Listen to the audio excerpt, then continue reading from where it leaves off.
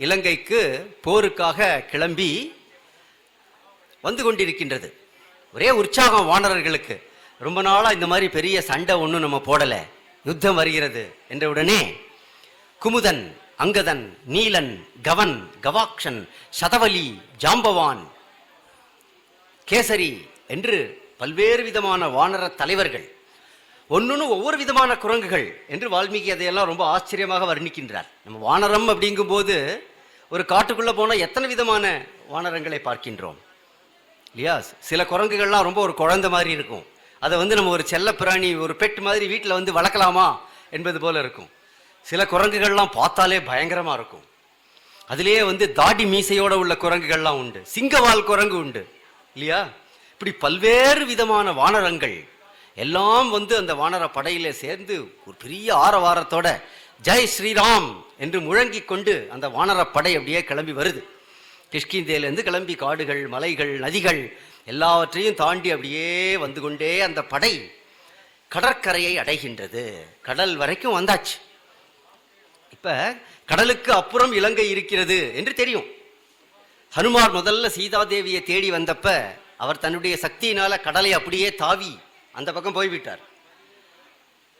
ஆனால் இவ்வளோ பெரிய வானர படை இந்த கடலை தாண்டி அந்த பக்கம் போகணும் என்றால் அதை எப்படி செய்வது? எல்லாருக்கும் ஹனுமானை போல கடலை தாண்டும் அளவுக்கு சக்தி உண்டா என்றால் கிடையாது. அதனால சரி, இப்போதைக்கு இங்கே தங்குவோம் என்று ஒரு பெரிய முகாமிட்டு அங்கே ராமர் ஆலோசனை நடத்தி கொண்டிருக்கின்றார், இந்த கடலை எப்படி தாண்டுவது. அப்ப அந்த கேமரா அப்படியே வேற ஒரு இடத்துக்கு போகுது. எங்க? ராவணனுடைய அரச சபையில். ராவணன் ஒரு மிகப்பெரிய ஆலோசனை சபையை கூட்டி இருக்கின்றான்.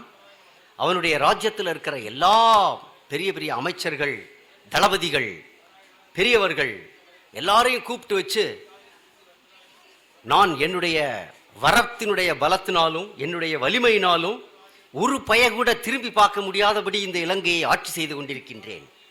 எந்த அளவுக்கு என்றால் சூரியன், சந்திரன், காற்று, அக்னி இதெல்லாம் கூட ராவணனுடைய கட்டளைக்கு அடிபணிந்துதான் நடக்குமா இலங்கையில? அந்த அளவுக்கு ஒரு பெரிய அரக்க சாம்ராஜ்யத்தை ராவணன் நடத்தி கொண்டிருக்கின்றான். ஆனால் இப்பொழுது நம் மீது படையெடுப்பதற்காக ஒரு மிகப்பெரிய படை வந்திருக்கிறது என்று ஒற்றர்களிடமிருந்து நான் கேள்விப்பட்டேன். கடலுக்கு அந்த பக்கம் அந்த படை உட்கார்ந்துருக்கான். எப்படியும் அவங்க கடலை தாண்டி வரப்போறதில்லை. பேர்பட்ட கடலை தாண்டி எப்படி வர முடியும் இந்த தீவுக்குள்ள? இருந்தாலும் ஒருவேளை அவர்கள் வந்து விட்டால் நாம் என்ன செய்வது அப்படின்ற ஒரு பெரிய ஆலோசனை கூட்டம். அந்த ஆலோசனை கூட்டத்தில் ஒவ்வொருவனா எழுந்து பேசுறான். பிரகஸ்தன் எழுந்திருக்கிறான். மகாராஜா, இதெல்லாம் ஒரு படை, இதுக்கெல்லாம் உங்களுக்கு ஒரு கவலையா? நாம் எப்பேற்பட்ட அரக்கர்கள், ராட்சசர்கள், தேவாதி தேவர்களை எல்லாம் நாம் அடிபணிய செய்தவர்கள். ஏதோ 2 மனிதர்கள், ராமன் லக்ஷ்மணர்கள் குரங்குகள் எல்லாம் கூட்டிட்டு ஒரு படை எடுத்துட்டு வந்துட்டாங்களாம். இவங்க கடலை தாண்டி நம்முடைய நாட்டுக்கு வந்து நம் மீது படையெடுப்பார்களா? இதையெல்லாம் நினைத்து கவலைப்பட்டு கொண்டிருக்கிறீர்களே, எனக்கு ஒரு கட்டளை இடுங்கள். இப்பவே நான் ஒரு சின்ன படையோட போய் அவங்க எல்லாரையும் காலி பண்ணிட்டு வந்துடுறேன் என்று பேசுகின்றான். பிறகு அடுத்தடுத்த மந்திரிகள் எல்லாரும் இது போல ராவணனை ஆகா ஓஹோ என்று புகழ்ந்து, ஒரு அரசன் இருக்கிறான், ஒரு தலைவன் இருக்கிறான் என்றால் அவனுக்கு முகஸ்துதி செய்யறதுக்கு ஆட்களுக்கு பஞ்சமா என்ன? ஒண்ணுமே இல்லாத தலைவனாக இருந்தா கூட நீதாயா இந்திரன், சந்திரன், நீதான் தளபதி, நீதான் தலைவன், முதல்வன், இப்படி எல்லாம் பேசுறதுக்கு எல்லா காலகட்டத்திலையும் ஆட்கள் உண்டே. அதுபோல ராவணனுடைய இப்படி இருக்கும்போது ராவணன்னா கேட்கணுமா? எல்லோரும் இப்படி ராவணனை புகழ்ந்து கொண்டே இருக்கின்றார்கள். அப்ப கும்பகர்ணன் தூங்கிட்டு இருக்கான். இந்த ஆலோசனை சபை நடக்கும் பொழுது கும்பகர்ணன் இப்பதான் தூங்க போயிருக்கான். அதனால அவன் சபைக்கு வரல. இந்திரஜித் ராவணனுடைய புதல்வன், அவன் எழுந்திருந்து சொல்றான், அப்பா, நம்மிடத்துல எப்பேற்பட்ட அஸ்திரங்கள் எல்லாம் இருக்கின்றன, இந்த வானர படையெல்லாம் பற்றி கவலைப்பட வேண்டாம் என்று சொல்லும்போது விபீஷணன் எழுந்திருக்கிறான். விபீஷணன் ராவணனுடைய தம்பி. ராவணன், கும்பகர்ணன், விபீஷணன் என்று நமக்கு தெரியும். விபீஷணன் ராட்சச குலத்தில் பிறந்திருந்தாலும் அவன் நல்ல நெறிகளை கடைபிடிப்பவன், தர்மம் எது என்று அறிந்தவன், ஒரு அரசாட்சி என்ன, வீரம் என்ன, போர் என்ன, இது எல்லாவற்றையும் பற்றி நன்றாக தெரிந்தவன் விபீஷணன். அதனால எழுந்து சொல்றான், அண்ணா, இவ்வளவு நாள் நீ செய்த போர்கள் மாதிரி ஒரு போர் இல்லை இது. இவ்வளவு நாள் நீ பார்த்த மாதிரியான ஒரு எதிரி இல்லை இவன். இன்னும் சொல்ல போனா கொஞ்ச நாளைக்கு முந்திதான் இவனுடைய இவ்வளவு தூரம் எல்லாரும் வந்து இந்த வானர படைகளை இகழ்ந்து பேசினார்கள். கொஞ்ச நாளைக்கு முந்தி ஒரே ஒரு வானரம் இங்க வந்தது, முழு படையும் வரல. அந்த ஒரு வானரம் என்ன செஞ்சுட்டு போச்சு அப்படின்னு உடனே எல்லாம் எப்படி நடுங்குறாங்க சபையில் இருக்கிறவங்கெல்லாம். அந்த வானரம் இந்த நகரத்தையே எரித்து விட்டு போச்சே, அப்பெல்லாம் வந்து ஐயோ என்று கதறிக்கொண்டு வீதிகளிலே ஓடினீர்களே, இதெல்லாம் மறந்து போச்சா? அவனுடைய படையில இருக்கிற ஒரு வானரத்துக்கு இந்த சக்தி இருக்கிறது என்றால் அப்பேற்பட்ட படை இங்கே வந்தால் என்ன ஆகும்? இதெல்லாம் நீங்க யோசித்து பார்க்க வேண்டாமா? உடனே அதனால என்னுடைய ஒரு தீர்க்கமான யோசனை என்ன என்றால், நீங்கள் செய்தது அதர்மமான காரியம். நீங்கள் ராமருடைய மனைவியை கடத்தி இங்கே கொண்டு வந்திருக்கிறீர்கள். உடனடியாக ராமர்கிட்ட போய் நான் செய்தது தவறு என்று அவளை சமர்ப்பித்து விட்டு நாம் இருவரும் நண்பர்களாக இருப்போம் என்று சொன்னால் இந்த இலங்கையும் ராட்சச குலமும் எல்லாம் பிழைக்கும். அதுதான் நமக்கு நல்ல வழி. அதை விட்டுவிட்டு உங்களுடைய அகம்பாவத்திற்காக, உங்களுடைய அதர்ம செயலை நியாயப்படுத்துவதற்காக இத்தனை ராட்சசர்களையும் நீங்க போர்ல ஈடுபடுத்தினா இந்த ராட்சச குலமே அழிந்து போய்விடும் என்றெல்லாம் சொல்கிறான். இதை கேட்க கேட்க ராவணனுக்கு அப்படியே கோபம் தலைக்கேறுகிறது. விபீஷணா, என்ன பேசுகின்றாய்? ஒரு அரக்கன் மாதிரியா பேசுற நீ? என்ன ஆச்சு உனக்கு என்று மிகவும் கடிந்து கொண்டு விபீஷணனை பேசுகின்றான். அப்ப அந்த சபை கலைந்து விடுகிறது. மறுபடி சபையில சொன்னதுனால ராவணன், ஏன்னா எந்த ஒரு விஷயத்தையுமே ஒரு பொது இடத்துல சொன்னா ஒரு பெரிய தலைவனுக்கெல்லாம் கொஞ்சம் தலைக்குனிவு மாதிரி ஆகிவிடும். பிறகு தனியாக ராவணனை சந்தித்து இதே விஷயத்தை இன்னும் சாந்தமான முறையில் அமைதியாக விபீஷணன் சொல்கின்றான். அடுத்த மந்திராலோசனை கூட்டம் நடக்கும் என்று சொல்கின்றான். மறுபடியும் அதே மாதிரி கூட்டம் நடக்குது. மறுபடியும் அதே மாதிரி முகஸ்துதி எல்லாம் ராவணனுடைய சபையில் நடந்து கொண்டிருக்கும் பொழுது விபீஷணனால சும்மா இருக்க முடியல. அவன் எழுந்திருந்து சொல்கிறான், நான் கெஞ்சி கேட்டுக்கொள்கின்றேன், காலில் விழுந்து கேட்டுக்கிறேன். ராமனுடைய வலிமை என்ன, லக்ஷ்மணனுடைய வலிமை என்ன, அதெல்லாம் எனக்கு தெரியும். எனவே இப்பொழுதும் நேரம் வீண் போகவில்லை. நீங்கள் ராமனிடத்தில் போய் நான் செய்தது தவறு என்று ஒப்புக்கொண்டு சீதையை கொடுத்து விடுங்கள் என்று சொன்ன உடனே அந்த சபையில் இருக்கிற இந்திரஜித் எழுந்து விபீஷணனை அவமானப்படுத்துகிறான். ஏ சித்தப்பா, என்ன ஆச்சு உனக்கு? நீ ஒரு தொடை நடுங்கி கோழை, உனக்கு ஒன்றும் தெரியாது, நான் எப்பேற்பட்ட வீரன் என்றெல்லாம் சிறுபிள்ளைத்தனமாக அந்த இந்திரஜித் பேசும்போது ராவணன் அதை கண்டிக்கல. அப்படியே அதை பார்த்து ராவணன் ரசித்து கொண்டிருக்கின்றான். உடனே விபீஷணனுக்கு தெரிஞ்சு போச்சு, இந்த முட்டாள்களுடைய சபையில் இன்னைக்கு நமக்கு இனிமே வேலை இல்லை என்று எழுந்திருந்து அப்படியே தன்னுடைய கையில் ஒரு கதையை வைத்து கொண்டிருக்கிறான். கதாபாணிகி என்று வால்மீகி சொல்கிறார். அப்படியே ஆச்சரியமாக விபீஷணன் எழுந்திருந்து அப்படியே எழும்புறான் வானத்தில். அவனுடைய 4 மந்திரிகள் அவர்களும் அப்படியே தங்களுடைய ஆசனங்களில் இருந்து எழுந்திருக்கிறார்கள். அப்படியே அந்தரத்தில் நின்று கொண்டே ராவணனை பார்த்து கைகூப்பி சொல்றான், உனக்கு நல்ல புத்திமதி சொன்னேன், அதை நீ கேட்கவில்லை. ஆனால் நான் அதர்மத்தின் பக்கம் நிற்க முடியாது. இந்த ராட்சச குலத்தை காப்பாற்றுறதுக்கு நான் ஒருத்தனாவது மிச்சம் இருக்கணும் என்பதற்காக நான் ராமனிடத்திலே போகிறேன் என்று சொல்லி அப்படியே கிளம்பி ஆகாச மார்க்கமாக வருகின்றான் விபீஷணன்.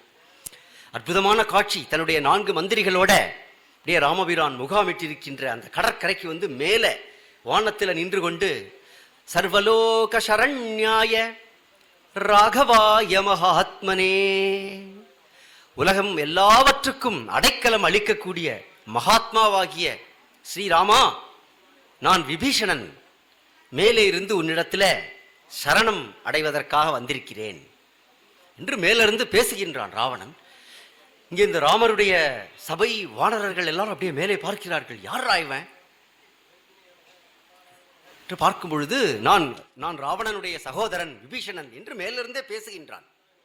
உடனே இந்த வானரர்களுக்கெல்லாம், ஓ ராட்சசன், அரக்கன், இவன் ஏதோ நம்மளை மேலிருந்தே ஏதோ ஆயுதத்தை போட போறான், அடிக்க போறான், கொல்ல போறான் என்று எல்லா வானரர்களும் ஆவேசத்துடன் எழுந்து நிற்கின்றார்கள். இதை பார்த்து அவன் பேசுறது கேட்கிறது. உடனே ராமர் எல்லாரையும் அமைதிப்படுத்துகின்றார். அமைதி அமைதி அமைதி என்று சொல்லிவிட்டு, இவன் பகைவனுடைய தரப்பிலிருந்து வந்திருக்கின்றான், ஆனால் சரணம் என்று சொல்லி மேலிருந்து கைகூப்பி கொண்டு பேசுகின்றான். இப்பொழுது நாம் என்ன செய்ய வேண்டும் அப்படின்ட்டு சபையில் இருக்கிற ஒவ்வொருத்தரையா கேட்கிறார்கள். சுக்ரீவன் பேச ஆரம்பிக்கிறான். இவன் இந்த நேரத்தில் நம்ம போர் செய்வதற்காக கடலுக்கு இந்த பக்கம் வந்திருக்கோம். சரியா இந்த நேரத்தில் இவன் தன்னுடைய அண்ணனை விட்டுவிட்டு இங்கே நம் பக்கம் வந்திருக்கின்றான். இவன் நல்ல எண்ணத்தோட வந்திருக்கிற மாதிரியே நமக்கு தெரியல. இவன் நம்முடைய படைக்குள்ள ஊடுருவி ஏதாவது நம்முடைய ரகசியங்களை எல்லாம் தெரிந்து கொண்டு அல்லது தவறான விஷயங்களை நமக்கு சொல்லி இந்த போர்ல நமக்கு தோல்வியை ஏற்படுத்துவதற்காக திட்டமிட்டே இவன் வந்திருக்கின்றான். பகைவனுடைய தரப்பிலிருந்து வந்திருக்கிறவன் யாரையுமே நம்பக்கூடாது. இவன் அது மட்டும் இல்ல, தன்னுடைய அண்ணனுக்கே துரோகம் செய்துவிட்டு இவன் இங்கே வந்திருக்கிறானே என்று சுக்ரீவன் பேசும்போது ஒரு புன்னகையோட ராமர் சொல்றார் சுக்ரீவனை பார்த்து, சுக்ரீவா, உலகத்துல எல்லா தம்பிகளும் பரதனையும் லக்ஷ்மணனையும் போன்று இருப்பார்களா? நம்ம கிஷ்கிந்தையில பார்த்தோமே என்று சொல்கின்றார். ஏன் இந்த சுக்ரீவன் யார்? இவனே தன்னுடைய சகோதரனான வாலியை கொன்றுவிட்டு அரசாட்சிக்கு வந்தவன் இல்லையா? வாலி ஒரு அதர்மவான் என்பதனால ராமர் வாலியை வதம் செய்தார். அதே மறந்து போச்சு சுக்ரீவனுக்கு. இப்படி எல்லாம் பேசுகின்றான். அதே போல மிக முதிய கரடியான ஜாம்பவான் அவர் சொல்றார், இந்த நேரத்தில் வந்து பகைவன் தரப்பிலிருந்து வந்தவனெல்லாம் நம்ம ஒன்றுமே நம்பக்கூடாது. ஒவ்வொரு வானரர்களாக இதே விஷயத்தை மாற்றி மாற்றி சொல்லிக்கொண்டே இருக்கிறார்கள். பொழுது சொல்றார், இப்ப ராமர் சொல்றார், ஹனுமான் பேசட்டும் என்கின்றார். உடனே ஹனுமார் எழுந்து கைகூப்பி நின்று பேசுகின்றார். ராமா, உன்னுடைய குணம் என்ன என்றால், ஒரு பகைவன் வந்து தன்னுடைய தவறை ஏற்றுக்கொண்டாலும் அதை மதித்து அவனுக்கு அருள் கொடுப்பவன் நீ. அது விபீஷணனுக்கு தெரிஞ்சிருக்கு. அதனாலதான் அவன் என்ன சொன்னான், சர்வலோக சரண்யாய, உலகம் அனைத்திற்கும் அடைக்கலம் கொடுப்பவனே உன்னை அவன் கூப்பிட்டதுல இருந்தே நீ தெரியலையா? மேலும் நான் வந்து இதற்கு முன்பு இலங்கையில வந்த பொழுது எல்லா அரக்கர்களும் சேர்ந்து என்னை கொல்ல வேண்டும் என்று சொன்னார்கள். அப்பொழுது இவன் தான் அந்த சபையில் எழுந்திருந்து பேசினான், நாம் தூதனை கொல்லக்கூடாது, தூதனை கொல்வது ராஜ தர்மம் அல்ல, அதனால இவனுக்கு சின்னதா ஏதாவது ஒரு தண்டனை கொடுத்து அனுப்பினால் போதும் என்று அந்த சபையில இவன் பேசினான். அப்பொழுதே நான் இதை கவனித்தேன். இவன் வந்து ஒரு மற்ற அரக்கர்களை போன்ற குரூரமானவன் கிடையாது, இவன் தர்மம் தெரிந்தவன். இந்த விஷயத்தை நான் உங்களுக்கு சொல்லிக் கொள்கிறேன், அதனால நீங்களே யோசித்து முடிவெடுங்கள் என்று சொல்கிறார். உடனே இது எல்லாவற்றையும் கேட்டுவிட்டு ராமர் சொல்கிறார், இடைந்தவர்க்கு அபயம் யாம் என்று இறந்தவர்க்கு எரிநீர் வேலை கடைந்தவர்க்காகி ஆலம் உண்டவர் கண்டிலீரோ. நான் பயந்து போயிருக்கிறேன், நான் துயரத்தில் இருக்கிறேன், அபயம் அபயம் என்று கேட்டு வந்தவர்களுக்காக கடலை கடையும் போது ஒருவர் வந்து விஷத்தை, உலகத்தையே அழிக்கக்கூடிய அந்த ஆலகால விஷத்தை எடுத்து அப்படியே உண்டார் இல்லையா? ஆலம் உண்டவர் கண்டிலீரோ, யாரு? சிவபெருமான். இந்த உலகத்தை காப்பாற்ற வேண்டும் என்பதற்காக, தன்னை சரணடைந்தவர்களை காக்க வேண்டும் என்பதற்காக விஷத்தையே எடுத்து அருந்திய சிவபெருமானை நீங்கள் கேள்விப்பட்டதில்லையா? உடைந்தவர்க்கு உதவானாயின் உள்ளதொன்று ஈயானாயின் அடைந்தவர்க்கு அருளானாயின் அருள் என்னாம் ஆண்மை என்னாம் அப்படிங்கிறான். உடைந்தவர்க்கு, ஒருத்தன் வந்து வாழ்க்கையில உடைஞ்சு போய் வந்து என்ன காப்பாத்துன்னு கேட்கிறான், அப்படிப்பட்டவனுக்கு உதவவில்லை என்றால் அடைந்தவர்க்கு அருளானாயின், காலில் வந்து விழுந்தவனுக்கு பாதுகாப்பு கொடுக்கலன்னா அறம் என்னாம். அப்புறம் அறம்லாம் பேசி என்ன பிரயோஜனம்? ஆண்மை என்னாம், நான் ஒரு வீரன் ஆண்மகன் அப்படிங்கிறதுக்கு என்ன பொருள் என்று சொல்லி பலவிதமான சாஸ்திரங்களிலே உள்ள நீதிகளை எல்லாம் ராமர் சொல்கின்றார். அதுல சொல்றார், ஒரு முறை ஒரு பழங்கதையை நீங்கள் கேட்டிருப்பீர்கள். ஒரு வேடன் ஒரு நாள் முழுக்க வேட்டையாடி திரிந்து அவனுக்கு எந்த இறையுமே கிடைக்கல. பசியோடையும் தாகத்தோடையும் களைப்போடையும் ஒரு மரத்தடியில வந்து பாதி மயக்கத்தோட வந்து உட்கார்றான். அந்த மரத்தடியில கூடு கட்டி ஒரு புறா குடும்பம் வாழ்ந்து வருகின்றது. அந்த புறாக்கள் கணவனும் மனைவியும் பேசிக்கிறாங்க, இவன் நம்முடைய வீட்டை தேடி வந்து அடைந்திருக்கிறானே இந்த வேடன், இவன் நம்முடைய விருந்தாளி இல்லையா, இவனுடைய கஷ்டத்தை நம்ம போக்கணும் இல்லையா என்று சொல்ல உடனே மனைவி சொல்கிறார், ஆமாம் கட்டாயம் அதை செய்யணும் என்ற உடனே குளிர் அப்படியே நடுநடுகிறான் அவனுடைய உடம்பெல்லாம். உடனே அந்த இரண்டு புறாக்களும் சேர்ந்து போய் அங்கே இருக்கிற சுள்ளிகளை எல்லாம் பொறுக்கி கொண்டு வந்து அங்கே ஒரு தீ மூட்டி அவனுடைய உடம்புக்கு அப்படியே கதகதப்பை ஏற்படுத்துகின்றது. அவனுக்கு கொஞ்சம் அப்படியே ஆஸ்வாசம் வந்த உடனே அப்படியே அவன் கண்ணை முழிச்சு பார்க்குறான். மயக்கத்திலிருந்து தெளிந்த உடனே கடும் பசி, அப்படியே தன்னுடைய வயத்தை தடவி பசி பசி பசின்னு சொல்லுகின்றான். உடனே அந்த ஆண் புறா சொல்லுகிறது, இவனுக்கு இப்ப குளிர் நீங்கி விட்டது, இவனுக்கு நம்ம உணவளிக்க வேண்டாமா, என்ன செய்வது அப்படின்னு. உடனே அந்த பெண் புறா சொல்லுகிறது, நான் வந்து, உடனே அந்த பெண் புறா கிட்ட அந்த ஆண் புறா சொல்லுகிறது, நான் தான் குடும்பத்தினுடைய தலைவன், அதனால என்னையே இந்த வேடனுக்கு நான் இரையாக்கி விடுகின்றேன் அப்படின்னு சொல்லி அந்த தீயை சுற்றி 3 வலம் வந்து அந்த தீயில விழுந்து இறந்து விடுகிறது. அது ஒரு மாமிசமாகி அந்த வேடனுக்கு ஒரு உணவாகிவிட்டது.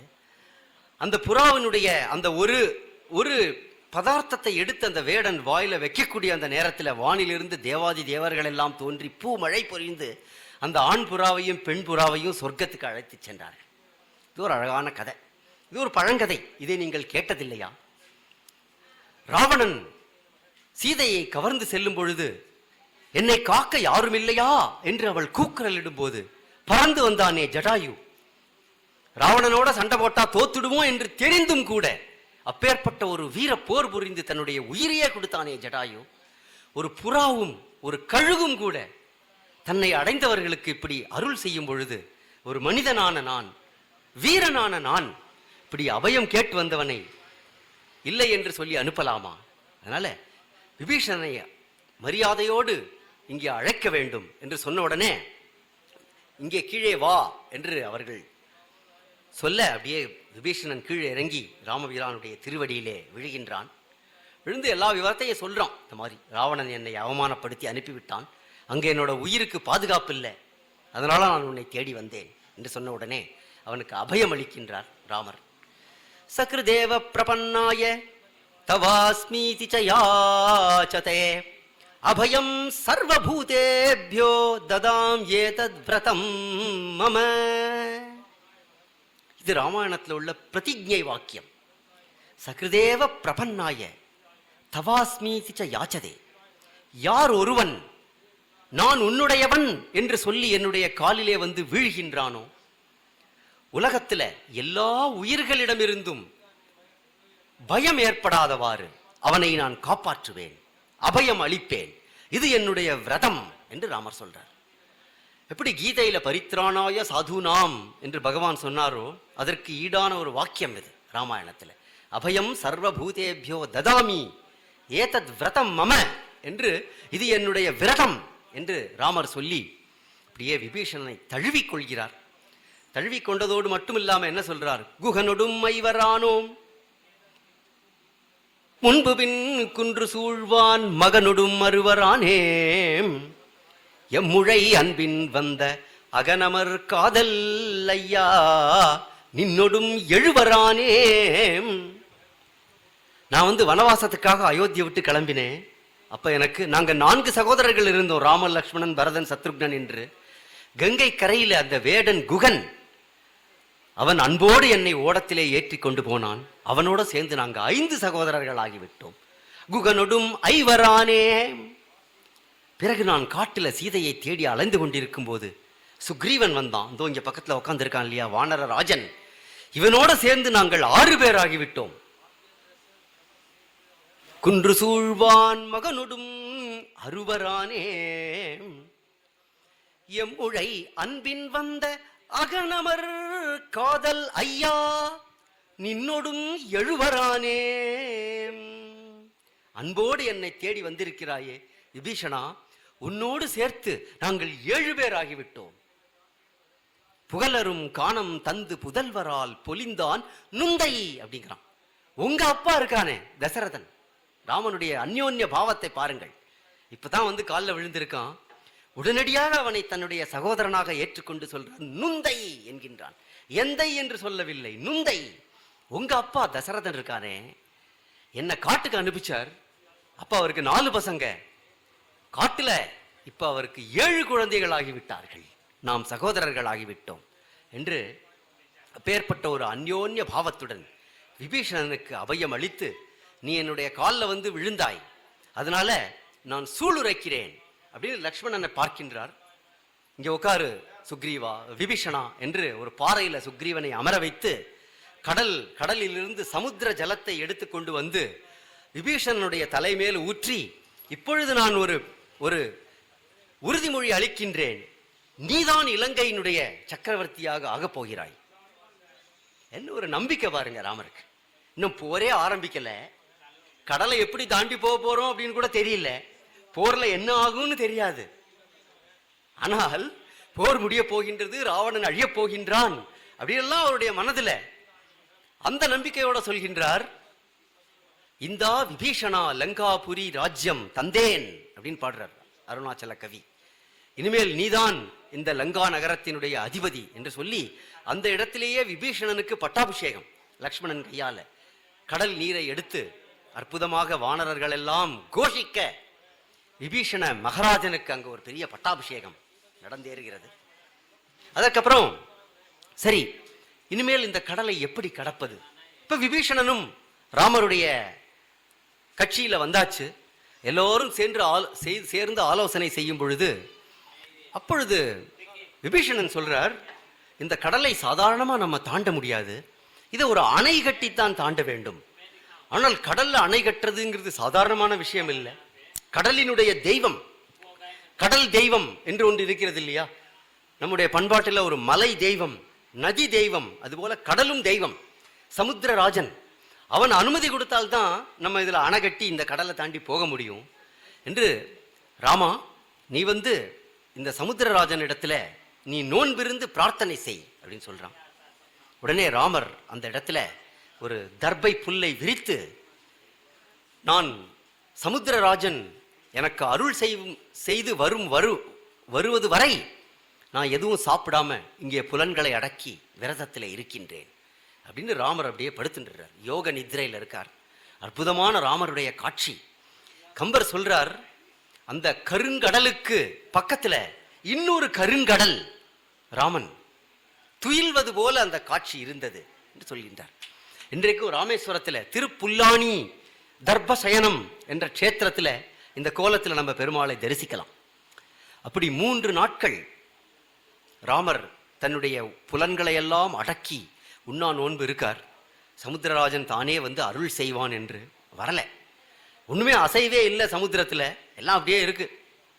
3 நாட்கள் கழிந்த உடனே வீரன் இல்லையா, அதனால ராமர் எழுந்திருக்கிறார். நான் எவ்வளவு அன்புடனும் பரிவுடனும் ஸ்ரத்தையுடனும் ஒரு விரதம் இருந்து உன்னை வேண்டினேன், கடலே நீ அதுக்கு இறங்குற மாதிரி தெரியல என்று தன்னுடைய எழுந்து நின்று அப்படியே தன்னுடைய வில்லை தோளிலிருந்து எடுத்து அந்த வில்லினுடைய நாணில ஒரு ஜங்கார ஓசையை எழுப்புகிறார் ராமர். 8 திக்கிலும் அந்த ராமருடைய வில்லினுடைய ஓசை எதிரொலிக்கிறது. அப்படியே அண்டங்கள் எல்லாம் கிடுகிடுவென்று நடுங்குகின்றது. அந்த நேரத்தில் அப்படியே சமுத்திரராஜன் அலறி அடித்துக் கொண்டு சமுத்திரத்திலிருந்து எழுந்திருந்து வரான். சமுத்திரராஜன், ராமா ராமா ராமா, நீ இது செய்யலாமா? நான் ஒரு சமுத்திரராஜன், ஒரு ராஜாவுக்கு என்னெல்லாம் பொறுப்புகள் இருக்குன்னு உனக்கு தெரியாதா? நீ ஒரு மன்னன் தானே. என்னுடைய ராஜ்யத்துல கடல்ல எவ்வளவோ ஜீவராசிகள்லாம் இருக்கு. அது ஏதோ ஒரு 2 மீன் கூட்டத்துக்கு நடுவில் பயங்கரமான சண்டை, அதை தீர்த்து வைக்க போனதுல எனக்கு இவ்வளவு நேரம் ஆயிடுத்து. இதற்கெல்லாம் நீ கோபித்துக் கொள்ளலாமா ராமா என்று சொல்லி சமுத்திரராஜன் ராமரிடத்துல மன்னிப்பு கேட்டு, இது அருணாச்சல கவியுடைய கற்பனை. மட்டி மீன் ஒன்றோடொன்று மல்லாடி அவர் பூணும் வழக்கு தீர்க்க போனேன், இதற்கோ உன் மனம் கோணும் அப்படின்னு கேட்கிறானா சமுத்திரராஜன். உடனே நான் என்னுடைய அலைகளை குறைத்துக் கொள்கின்றேன். உன்னுடைய படையில நலன் என்று சொல்கின்ற ஒரு இன்ஜினியர் இருக்காரு உன்னுடைய படையில, ஒரு வானர இன்ஜினியர். அவன் விஸ்வகர்மாவுடைய அம்சமாக தோன்றிய ஒரு வானரன். அவனால இந்த கடல் மீது அணை கட்ட முடியும்.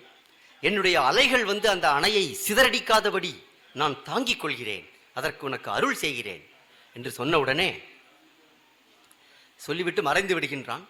உடனே நலனை கூப்பிடுகிறார்கள். நலன் ராமரை வணங்கி கூறுகின்றான், எனக்கு இப்படி ஒரு வரம் இருக்கின்றது என்பது இவ்வளவு நாள் தெரியாமல் இருந்தது.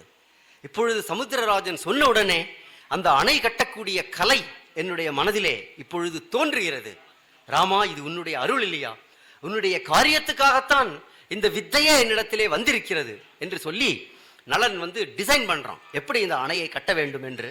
உடனே எல்லா வானரர்களும் மலைகளையும் மரங்களையும் பெரிய பெரிய பாறைகளையும் சுமந்து கொண்டு மிகப்பெரிய அந்த சேது பந்தனம் என்கின்ற காரியம் நடக்கிறது.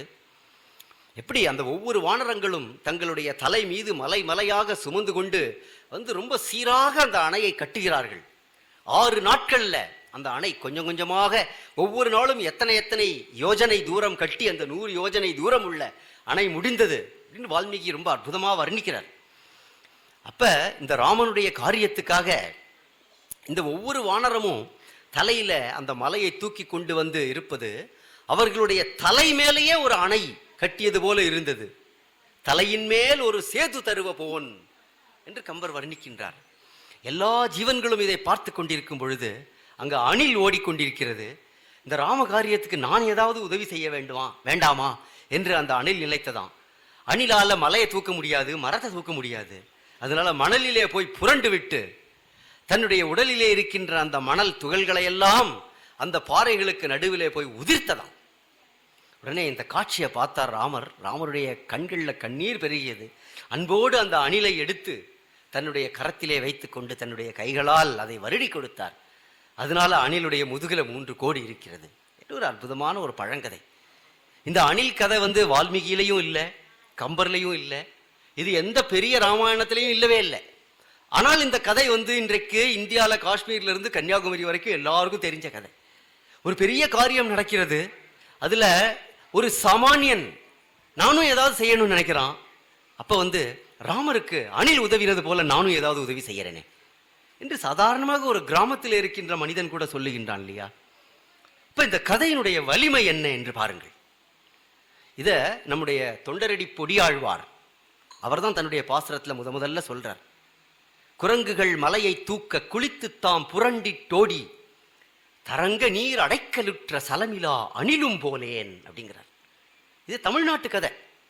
இது தமிழ்நாட்டினுடைய ஒரு நாட்டுப்புற கதை. இது அதை எடுத்து ஆழ்வார் தன்னுடைய பாடலிலே வைத்து அது அப்புறம் ராமாயணத்துக்குள்ள போய் இன்றைக்கு பாரத தேசம் முழுவதும் இந்த அணிலுடைய பேர் நிலை பெற்று விட்டது என்றால், ஏன்னா அயோத்தி ராமர் கோயில்ல நீங்க உள்ள நுழையறதுக்கு முந்தி ஒரு பெரிய அணிலுடைய சிற்பத்தை வைத்திருக்கிறார்களாம். எப்பேற்பட்ட காரியத்தை செய்தது அந்த அணில். இதுதான் ராமனுடைய மகிமை. ஒரு சாதாரண அணிலை கூட ஒரு உலகம் போற்றுகின்ற ஒரு தெய்வீக புருஷனாக மாற்றுவது, அதுதான் ராமனுடைய சக்தி. இப்படி அந்த சேது கட்டி முடித்த பிறகு அந்த வானத்திலிருந்து தேவ கந்தர்வ யக்ஷ கிண்ணறர் முனிவர்கள் எல்லாம் ஆசி வணங்குகிறார்கள். எப்பேற்பட்ட ஒரு அற்புதமான ஒரு சேது அது. அது வானத்திலிருந்து பார்க்கும்போது ஒரு நட்சத்திர மண்டலம் போல தோன்றுகிறது.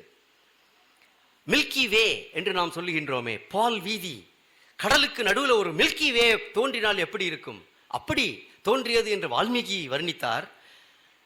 3000 ஆண்டுகளுக்கு பிறகு இன்றைக்கு நாசா விண்வெளி கோள் அந்த ராமசேதுவை புகைப்படம் எடுத்து, அதெல்லாம் நீங்க இன்டர்நெட்ல பார்த்துருக்கலாம். ராமசேது போட்டோ என்று சர்ச் பண்ணா அது கிடைக்கும். அதனுடைய காட்சி அது அப்படியே ஒரு பெரிய நெக்லஸ் மாதிரி இருக்கு. அந்த கடலுக்கு கீழே இருக்கின்ற அந்த பவளப்பாறை திட்டுகள், அதுதான் அதைத்தான் நாம் ராமசேது என்று கூறுகின்றோம். அது இயற்கையா செயற்கையா என்பதெல்லாம் ஒரு அறிவியல் கேள்வி, அதுக்குள்ள நம்ம போக வேண்டாம். ஆனால் ராமனுடைய பெயரால அந்த சேது, ராமருடைய அணை என்கின்ற அந்த பாரம்பரியம் எவ்வளவு ஆழமாக நம்முடைய மனதிலே வேரூன்றி நம்முடைய தேசத்தை ஒற்றுமைப்படுத்தி இருக்கிறது என்று நாம் பார்க்க வேண்டும். இப்படி இந்த படைகள்லாம் அந்த சேது மேலே ஏறி இலங்கைக்குள்ள கர்ஜித்து கொண்டு வருகின்றன. இப்படி இவங்க இந்த வேலையை செய்யறதெல்லாம் ராவணன் ஒற்றர்களை அனுப்பி கண்காணித்திருக்கின்றான். அதாவது இங்கே இந்த வேலையெல்லாம் நடந்து கொண்டிருக்கும் போது சுகர் சாரணர் ரெண்டு ஒற்றர்கள் பறவை வடிவில வானர சேனைக்குள்ள ஊடுருவுகிறார்கள். அது விபீஷணனுக்கு தெரிஞ்சு போச்சு. இவர்கள் ஒற்றர்கள் என்று சொன்ன உடனே வானரர்கள் அந்த 2 பறவைகளையும் பிடிச்சு அந்த ரெக்கையெல்லாம் பிக்க ஆரம்பிச்சிட்டாங்க. ஐயோ அம்மா என்று அவர்கள் கதறுகின்ற சத்தத்தை கேட்டு ராமர் வரான். ஏன் இந்த பறவைகளை துன்புறுத்துகிறீர்கள்? இல்லை இவர்கள் பறவை வடிவில் வந்த ராட்சசர்கள், ஒற்றர்களோட. அப்படியா இப்படிலாம் பண்ணக்கூடாதுப்பா ஒற்றர்களை. ராமருடைய ஒரு கம்பீரியத்தை பாருங்கள். வாங்கப்பா ஒற்றர்களே வாங்க, ரொம்ப பசியா இருக்கா, கொஞ்சம் பழங்கள்லாம் சாப்பிடுங்க என்று அவர்களை உபசரித்து, நீங்கள் இங்கே உளவு பார்க்கத்தானே வந்திருக்கிறீர்கள், தாராளமா நல்லா சுத்தி பாருங்க, எத்தனை வானரர்கள் இருக்காங்க, எப்பேற்பட்ட வானரர்கள், என்ன படை இருக்கு, எல்லாத்தையும் நன்றாக தெரிந்து கொண்டு போய் ரொம்ப விவரமா ராவணர்கள்கிட்ட எல்லாத்தையும் சொல்லுங்கள் என்று ராமர் உபசரித்து அனுப்பி வைக்கிறாராம் அந்த ஒற்றர்களை. உடனே இந்த ஒற்றர்கள் அங்க ராவணனுடைய அரண்மனைக்கு போய் ராவணன் அவளோட காத்துட்டு இருக்கான். அந்த 2 பறவைகளும் வருது. ராம் ராம் ராம் ராம்னு பாடிக்கொண்டே வருது அந்த 2 பறவையும். என்னடா இது, ராமனை கண்காணிக்கிறதுக்காக ஒற்றர்களை அனுப்பிச்சோம், திரும்பி வரும்போது ராமநாம பஜனை பண்ணிட்டு வராங்க இந்த ஒற்றர்கள் என்று ராவணன் அதிசயிக்கிறான். உடனே அந்த ஒற்றர்கள் சொல்றார்கள், நாங்க பார்த்தோம், ஆகா ஆகா, எப்பேற்பட்ட படை, என்ன வீரம், என்ன கம்பீரம்! ராவணா, இந்த படையோட போரிட்டுலாம் உன்னால ஜெயிக்க முடியாது, சரணடைந்து விடு. உடனே ராவணனுக்கு கடும் கோபம்.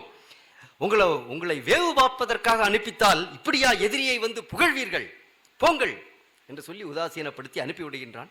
இந்த போரை செய்தே ஆக வேண்டும் என்று ராவணன் முடிவு செய்து விட்டான். இந்த படை அப்படியே இலங்கை நகருக்குள்ள புகுந்த உடனே பல வியூகங்களை ராமர் வகுக்கிறார். இலங்கை என்பது அதுக்கு ஒரு பெரிய கோட்டை இருக்கு. அந்த கோட்டையை சுற்றி அகழி இருக்கு. இதனுடைய மேற்கு புறத்துல சுக்ரீவன் தளபதியா இருப்பான், கிழக்கு புறத்துல நீலன் தளபதியா இருப்பான், வடக்கு பக்கத்துல ஹனுமன் தளபதியா இருப்பான், மத்தியிலே ராமலக்ஷ்மணர்களாகிய நாங்கள் இருந்து பாதுகாப்போம் என்று பலவிதமான வியூகங்களை எல்லாம் வகுத்து இந்த வானர படை அந்த இலங்கைக்குள்ளே புகுந்து விடுகிறது. யுத்தம் ஆரம்பித்து விடுகிறது. யுத்தம் பெரிய யுத்தம். யுத்தத்தில் முதல்ல ராவணன் தன்னுடைய சில சேனாதிபதிகளை எல்லாம் அனுப்புகிறான். வானர படைகள் அவர்களை துவம்சம் செய்து விடுகிறார்கள். பிறகு ராவணன் என்ன யோசிக்கிறான்,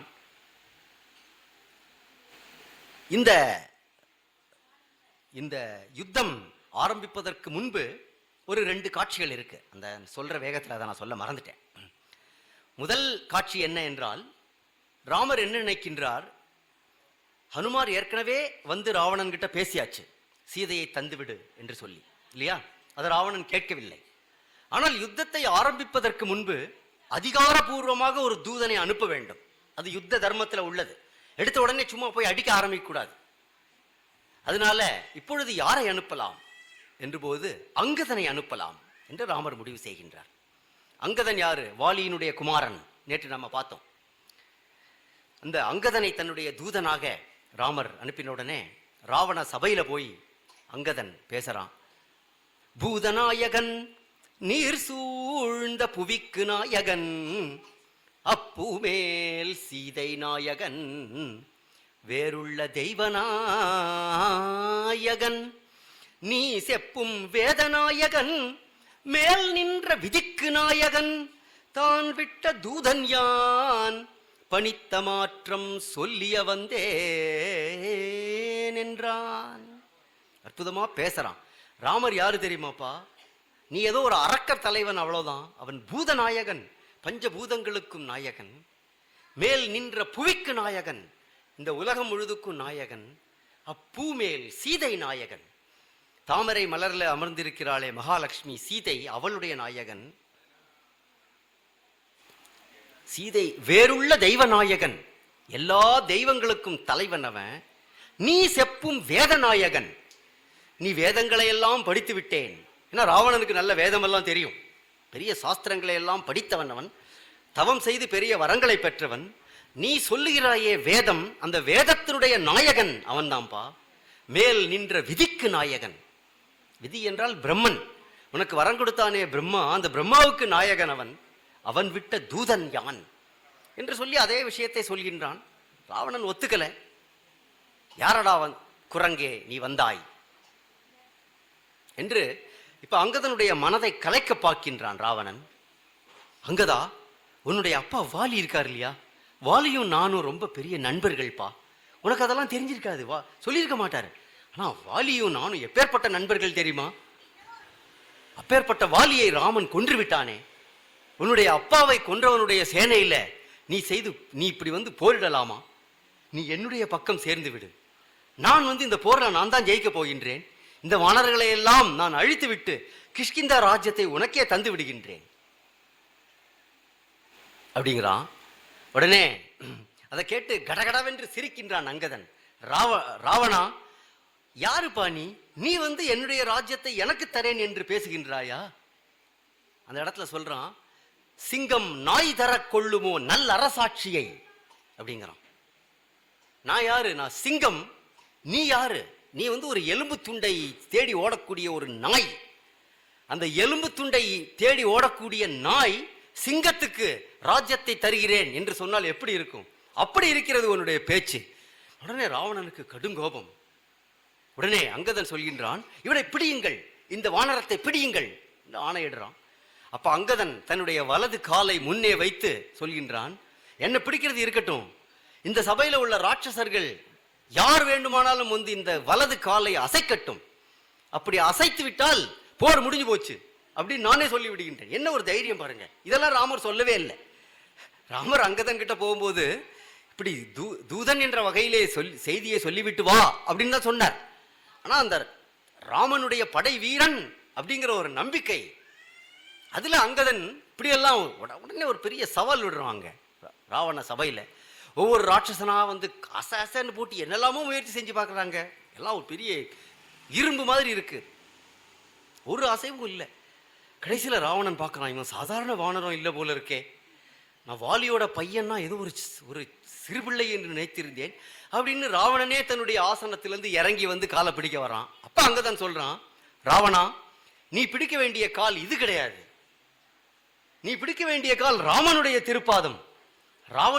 ராமனுடைய பாதத்திலே விழுந்து அபயம் கேள், அப்படி கேட்டால் உன்னை மன்னித்து விடுவான் என்று சொல்லி ஜெய் ஸ்ரீராம் என்று சொல்லி அப்படியே பறந்து இங்க வந்து விடுகின்றான் அங்கதன். இது அங்கதனுடைய தூது. இந்த தூது நடந்து முடிந்த பிறகு போர் ஆரம்பிக்கிறது. நான் முன்பு சொன்னது போல அந்த போரிலே பல சேனாதிபதிகள், பெரிய பெரிய யுத்தங்கள்லாம் நடக்கிறது, தனித்தனி யுத்தம்.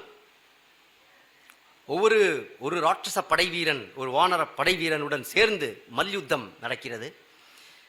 ராட்சசர்கள் பல்வேறு விதமான சூலம், வில், வேல், ஈட்டி, கத்தி, கேடயம், யானை, குதிரை படைகளை எல்லாம் எடுத்து கொண்டு வந்து போரிடுகிறார்கள். வானரர்கள்கிட்ட என்ன இருக்கு? பாறைகளை எடுத்து வந்து, மரங்களை பெயர்த்து வந்து, மேலும் தங்களுடைய உடலினுடைய அசுர பலம், இந்த மூன்றை மட்டுமே வைத்து வானரர்கள் போரிடுகிறார்கள். இப்படி போர்கள் நடந்து கொண்டே இருக்கும் பொழுது ராவணன் யோசிக்கிறான், இந்த ராமன் வந்து இங்க போர் செய்ய வந்து விட்டான், என்னத்துக்கு அனாவசியமா பல ராட்சசர்களை எல்லாம் அனுப்பி சும்மா டயத்தை வேஸ்ட் பண்ணிட்டு இருக்கணும், நாமே போய் நேரடியாக ராமனுடன் போரிட்டு அவனை வீழ்த்தி விட்டு போரெல்லாம் முடிஞ்சா எப்படி இருக்கும்? ஒரு பக்கம் ராவணனுடைய யோசனை இப்படி போகிறது. மற்றொரு பக்கம் என்ன செய்கின்றான், இந்த போருடைய முடிவு என்ன ஆகும் என்று தெரியவில்லை. நாம் சீதையை கடத்தி வந்து இங்கே அசோகவனத்தில் வைத்திருக்கின்றோம். சீதை எவ்வளவோ கெஞ்சி கூத்தாடி அரக்கிகள் எல்லாம் மிரட்டி கூட சீதை நமக்கு வசமாகவில்லை. அதனால ஏதாவது ஒரு மாய மந்திரம் செய்து சீதையை வசப்படுத்தி விட்டால் இந்த போரே நின்று போயிடும், இவங்கெல்லாம் ஏமாந்து போய் திரும்பி போய் விடுவார்கள் என்று நினைத்து அவன் ஒரு மந்திரவாதி, ஒரு அரக்க மந்திரவாதியை கூப்பிடுறான். வித்யுத் ஜிஹ்வா என்று பெயர் அவனுக்கு.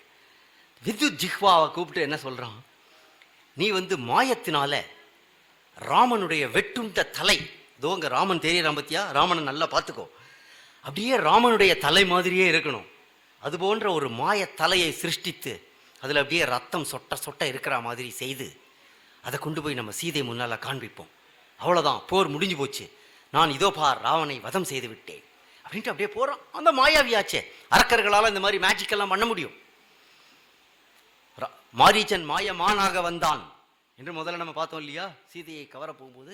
அதனால இப்படி ஒரு மாய தலையை செய்து கொண்டு அசோகவனத்தில் ராவணன் வருகின்றான். சீதா பார், போரெல்லாம் முடிஞ்சாச்சு, அந்த குரங்குகளை எல்லாம் நிமிடத்திலே நாங்கள் வீழ்த்தி விட்டோம், இதோ பார் ராமனுடைய தலை, இன்னொரு அந்த துணி எடுத்து அப்படி காமிக்கிறான். அதை பார்த்த உடனே சீதை அப்படியே திடுக்கிட்டு போய் மூர்ச்சையுற்று விழுந்து விடுகிறாள்.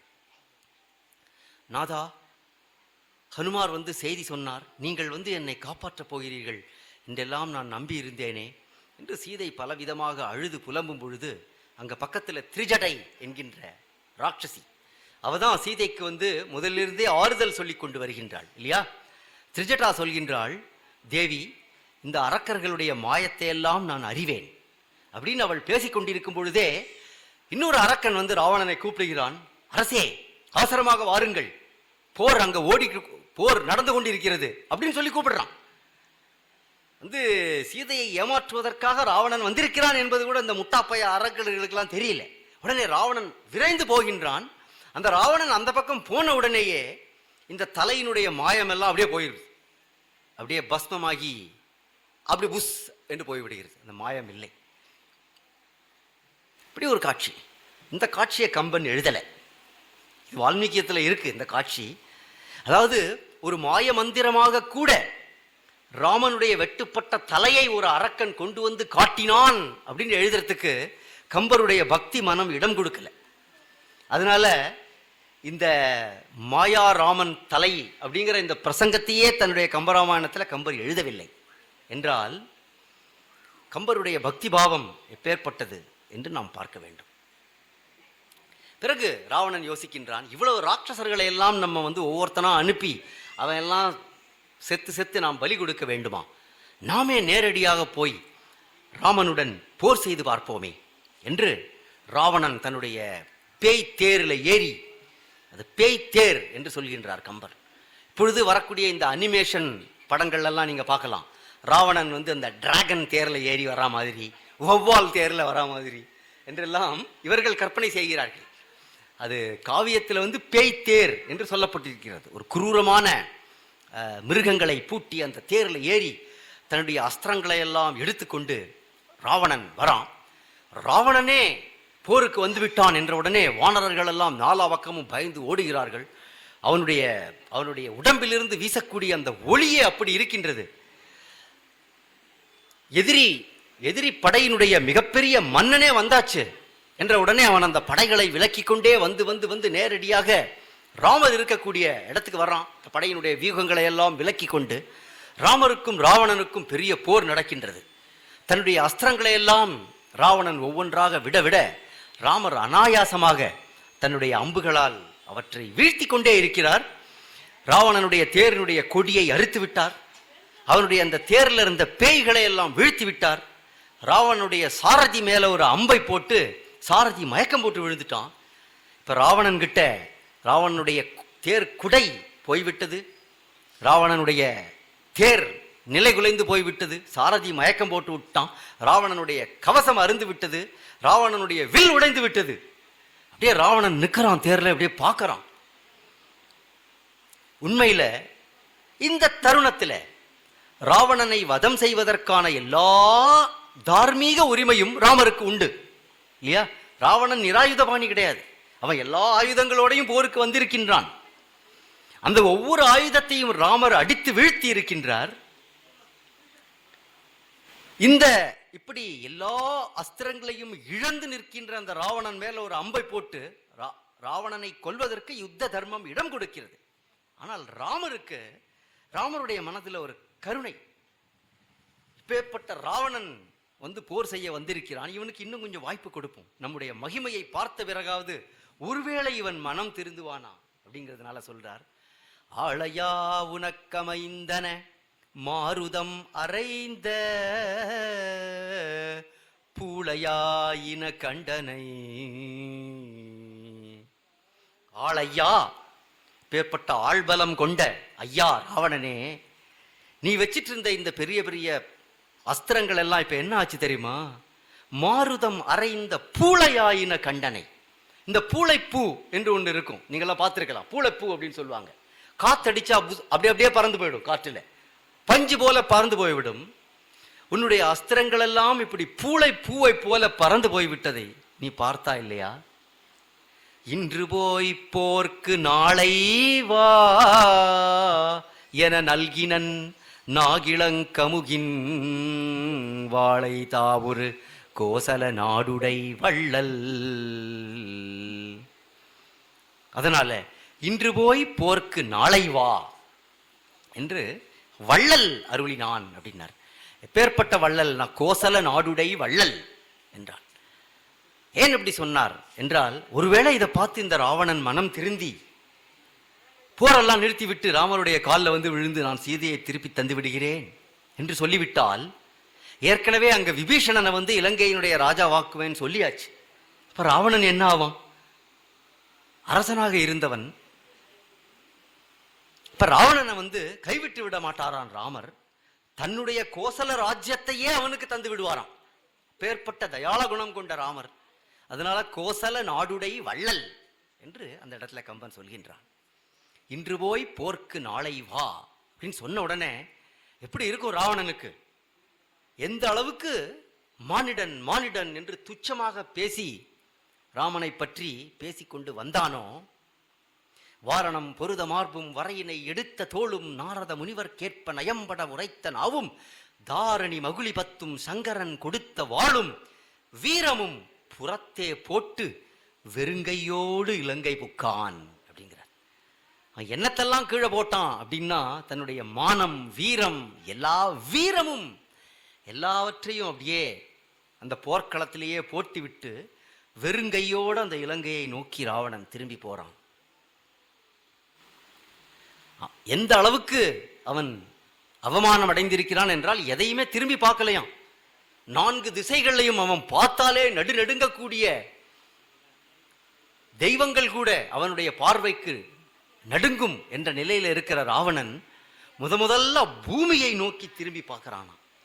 சரிங்களா? ஒரு அகங்காரம் கொண்ட மனிதன் அவனுடைய கர்வம் இப்படி முதல் தடவை அடிபடும் போது அவன் தலை குனிகிறது. அப்படியே இதுவரைக்கும் அவன் பூமியை பார்த்ததே கிடையாதான். அப்படியே தலையை நிமித்திட்டு வானத்தை பார்த்து மட்டுமே நடந்து பழகிய அந்த ராவணன் முதல் முறையா பூமியை திரும்பி பார்க்கறானா. அப்படியே அந்த பூமியை பார்த்து கொண்டே இலங்கைக்குள்ள போறான். ஒரு நல்ல மனுஷனா இருந்தா இந்த நேரத்தில் அவனுக்கு புத்தி வந்திருக்கணும். ஆனா அவன் ராவணன். அதனால என்ன செய்கின்றான்? அரக்கர்களே, வந்திருப்பவன் சாமானிய எதிரி அல்ல என்று நான் தெரிந்து கொண்டேன். அதனால இப்பேற்பட்ட எதிரியை அழிப்பதற்கு நம்முடைய எல்லா அரக்க சைன்யங்களையும் நாம் எழுப்ப வேண்டும் என்று சொல்லிட்டு உடனே இந்திரஜித்தை கூப்பிடுகின்றான். இந்திரஜித்தை கூப்பிட்டு, இந்திரஜித், நீ இந்திரனையே போரில் தோற்கடித்தவன், அதனாலதான் உனக்கு இந்திரஜித் என்றே பேர் உண்டாயிற்று. நீ போய் இனிமேல் இந்த போரை நடத்து என்று சொன்ன உடனே இந்திரஜித் வருகின்றான். இந்திரஜித் ஒரு மிகப்பெரிய மாயாவி.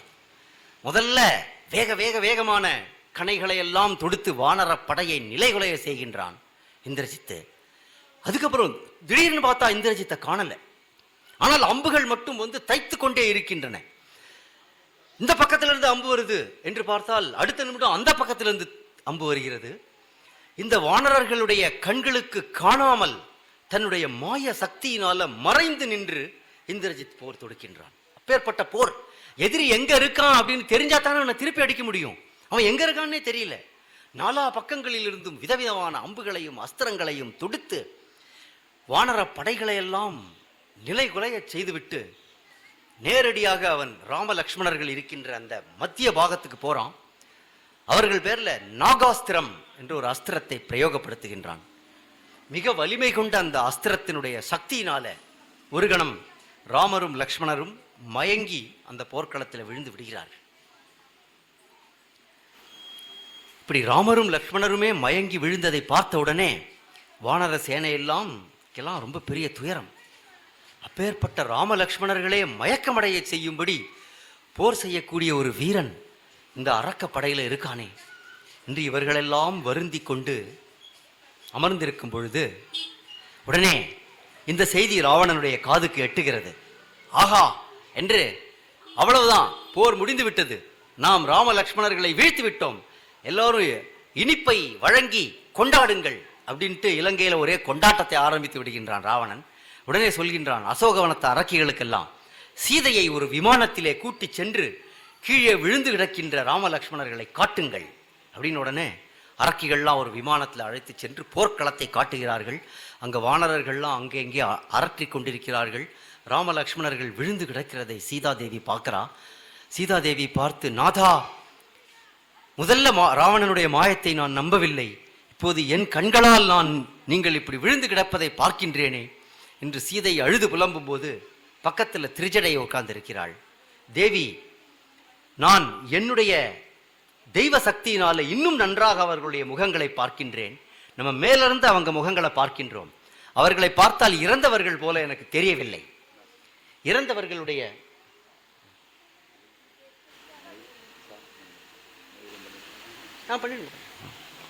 இறந்தவர்களுடைய முகம் வேறு மாதிரி இருக்கும். அதனால நீ கலங்காதே. உலகத்துல யாராலையும் ராமரை தோற்கடிக்க முடியாது. ஏதோ ஒரு தெய்வ அஸ்திரத்தினுடைய கட்டுனால அவர் மயக்கம் அடைந்திருக்கிறார் என்று தேறுதல் மொழி கூறி சீதையை அழைத்து சென்று விடுகின்றாள். சிறிது நேரம் ஆகும் பொழுது அந்த அந்த யுத்த களத்திலேயே ஒரு பெரிய ஒளி படர்கிறது. இந்த ஒளி படரும் பொழுது திசைகள் எல்லாம் பொலிவு பெறுகின்றன. ஒரு பெரிய நாதம், தெய்வீக ஓசை எழுகின்றது. வானத்திலிருந்து ஒரு பிரம்மாண்டமான பறவை தன்னுடைய சிறகுகளை விரித்து கொண்டு அப்படியே அந்த போர்க்களத்தில் வருது. அவர் யார் என்றால் கருடன். கருட பகவான் தன்னுடைய நாதனை காண்பதற்காக அந்த நேரத்தில் அப்படியே தன்னுடைய தெய்வீகமான சிறகுகளை விரித்து கொண்டு அந்த போர்க்களத்தில் கருடன் இறங்குகிறான். அந்த கருடன் பறக்கும் போது ஏற்படுகின்ற அந்த ஓசையினாலையும் அவருடைய அந்த இறக்கைகளினுடைய படபடப்பினாலையுமே இந்த நாகாஸ்திரத்தினுடைய சக்தி எல்லாம் ஒரு கண நேரத்தில் விலகிவிட்டதாம். உடனே வானவர்கள் எல்லாம் தூக்கத்திலிருந்து எழுந்தது போல விழித்தெழுகிறார்கள். ராமலக்ஷ்மணர்கள் எழுந்து நிற்கிறார்கள். கருடன் கீழே பூமியில இறங்கி தன்னை ஒரு சிறு பறவையாக மாற்றிக்கொண்டு ராமனுடைய பாதத்திலே விழுகின்றான். உடனே ராமர் கேட்கிறார், யாரப்பா நீ? இந்த நேரத்திலே வந்து இந்த போர்க்களத்திலே எங்களுக்கு பெரும் உதவி செய்திருக்கிறாயே. உடனே, ராமா, என்னை தெரியவில்லையா உனக்கு? நீ இப்பொழுது மானுட ரூபத்தில் இருப்பதனால உன்னுடைய ஸ்வரூபத்தை மறைத்து கொண்டிருக்கின்றாய். நான் யார் என்பதை நீ உணர்வாய் என்று ராமரை துதித்துவிட்டு அப்படியே கருடன் பறந்து சென்று விடுகின்றான். ராவணனுக்கு இந்த செய்தி வருது. எல்லாம் விழித்தெழுந்து விட்டார்கள்ப்பா, அவ்வளோதான், உன்னுடைய நாகபாசம் எல்லாம் ஏதோ இந்த தீபாவளி வெடியில் போடக்கூடிய பாம்பு வெடி மாதிரி போய்விட்டது, அது பெரிய அஸ்திரம் எல்லாம் ஒன்றும் கிடையாது என்று சொன்ன உடனே ராவணன் உண்மையிலேயே கலங்கி போய்விட்டான். இப்பேற்பட்ட இந்த சைன்யத்தை எதிர்ப்பதற்கு இனிமே ஒருத்தனால தான் முடியும். கும்பகர்ணன் அவன் இப்போதான்ப்பா தூங்க ஆரம்பிச்சிருக்கான். அவன் 6 மாதம் தூங்குவான், அதுக்கப்புறம் தான் எழுவான். அதுக்கு நடுவில் அவனை தொந்தரவு செய்தால் யாருக்குமே பிடிக்காது. ஆனால் வேறு வழி இல்லை. நாம் இப்பேற்பட்ட சங்கடத்திலே இருக்கின்றோம். இந்த போரில் நம்மை காப்பாற்றுவதற்கு கும்பகர்ணன் ஒருத்தனால தான் முடியும் என்று பெரிய பெரிய படைகளை எல்லாம் அனுப்புகிறான். ஏன்னா கும்பகர்ணனை சாதாரணமாக எழுப்ப முடியாது. கும்பகர்ணனை எப்படி எழுப்புவார்கள் என்பதையெல்லாம் நீங்கள் ராமாயண சீரியல்ல பார்த்திருப்பீங்க. உறங்குகின்ற கும்பகர்ண உங்கள் மாய வாழ்வேலாம், இறங்குகின்ற தின்று கான் எழுந்திராய் எழுந்திராய், கரங்கு போல வில் பிடித்த காலதூதர் கையிலே உறங்குவாய் உறங்குவாய் இனிக்கிடந்துறங்குவாய். இப்படி பாட்டு பாடி எழுப்புறாங்களாம். கம்பர் இந்த இடத்துல நகைச்சுவை பண்றார். கும்பகர்ணா, உன்னுடைய வாழ்க்கையெல்லாம் இப்ப இறங்க போகுதுப்பா. இனிமே யமதூதர்கள் உன்னை கூட்டிக் கொண்டு போகிறார்கள். அங்க நீ வந்து நல்ல சுகமா உறங்கலாம். கரங்கு போல வில் பிடித்த கால தூதர் கையிலே உறங்குவாய் உறங்குவாய் இனிக்கிடந்துறங்குவாய் என்று அவன் மேலே யானைகளை அவனுடைய உடல் மீது விட்டு நடக்க வைக்கிறார்கள். பல்வேறு ஆயுதங்களால் அவனுடைய உடலிலே குத்துகிறார்கள். பிறகு அவனுடைய காதுல பல ராட்சசர்கள் பூண்டு அதை பிடித்து இழுக்கிறார்கள். இதெல்லாம் ரொம்ப நகைச்சுவையா இருக்கும். இதெல்லாம் என்னத்துக்கு ராமாயணத்தில் வருதுன்னா, ஒரு சுவாரஸ்யம் வேண்டாமா? ராமருடைய கதையை கேட்கின்றோம், ஒரு யுத்த வர்ணனையை கேட்கின்றோம், அதில் ஒரு சுவாரஸ்யம் இருக்கிறது என்பதற்காக அந்த கும்பகர்ணனை எப்படியெல்லாம் எழுப்புகிறார்கள். அவன் எழுந்த உடனே அப்படியே கொட்டாவி விட்டு கொண்டு எழுந்து 100 குடங்கள் கள் அதை அருந்துகிறான். என்னெல்லாமோ அவனுக்கு சாப்பாடு ரெடி பண்ணி வச்சிருக்காங்க. ஊர்வன, பரப்பன, நடப்பன எல்லா மிருகங்களுடைய மாமிசங்களையும் மலை மலையாக குமித்து வைத்திருக்கிறார்கள். இதையெல்லாம் சாப்பிட்டு விட்டு அவன் கொஞ்சம் ஆஸ்வாசம் அடைந்து ராவணனிடத்திலே போய் வணங்கி கேட்கின்றான். இந்த அகாலத்திலே என்னை ஏன் எழுப்பினாய் அண்ணா என்று கேட்டவுடனே ராவணன் இப்படி சொல்கின்றான், யுத்தம் நடந்து கொண்டிருக்கிறதுப்பா, இதிலிருந்து நீதான் எங்களை காப்பாற்ற முடியும் என்ற உடனே கும்பகர்ணனுக்கு ஏதோ கொஞ்சம் விவேகம் உண்டு. அவன் இவ்வளவு தூங்கி கொண்டிருந்தால் கூட, அண்ணா, நான் தூங்க போவதற்கு முன்பே உன்னிடம் சொல்லி இருந்தேன், இந்த ஹனுமான் இலங்கையை எரித்துவிட்டு போனாரே, அப்பொழுது வானரம் சுட்டதென்று உணர்தல் மாட்சியோ, ஏதோ ஒரு குரங்கு உன்னுடைய நகரத்தை எரித்து விட்டது என்று நீ நினைத்துக் கொண்டிருக்கிறாயா? சீதை என்கின்ற நெருப்பை நீ அசோகவனத்திலே வைத்திருக்கிறாயே, அந்த நெருப்பு தான் இலங்கையை சுட்டிருக்கிறது என்று நான் தூங்க போறதுக்கு முந்தையே சொன்னேனே. இப்பொழுது போர் வந்துவிட்டது, ஆனால் வேறு வழி இல்லை. நீ இவ்வளவு காலம் என்னுடைய உடலை வளர்த்திருக்கிறாய், சாதாரண உடம்பா இது. இந்த உடம்பு உனக்காக போர் செய்து மடிவதற்காகவே இருக்கிறது, அதனால நான் போகிறேன் அப்படின்ட்டு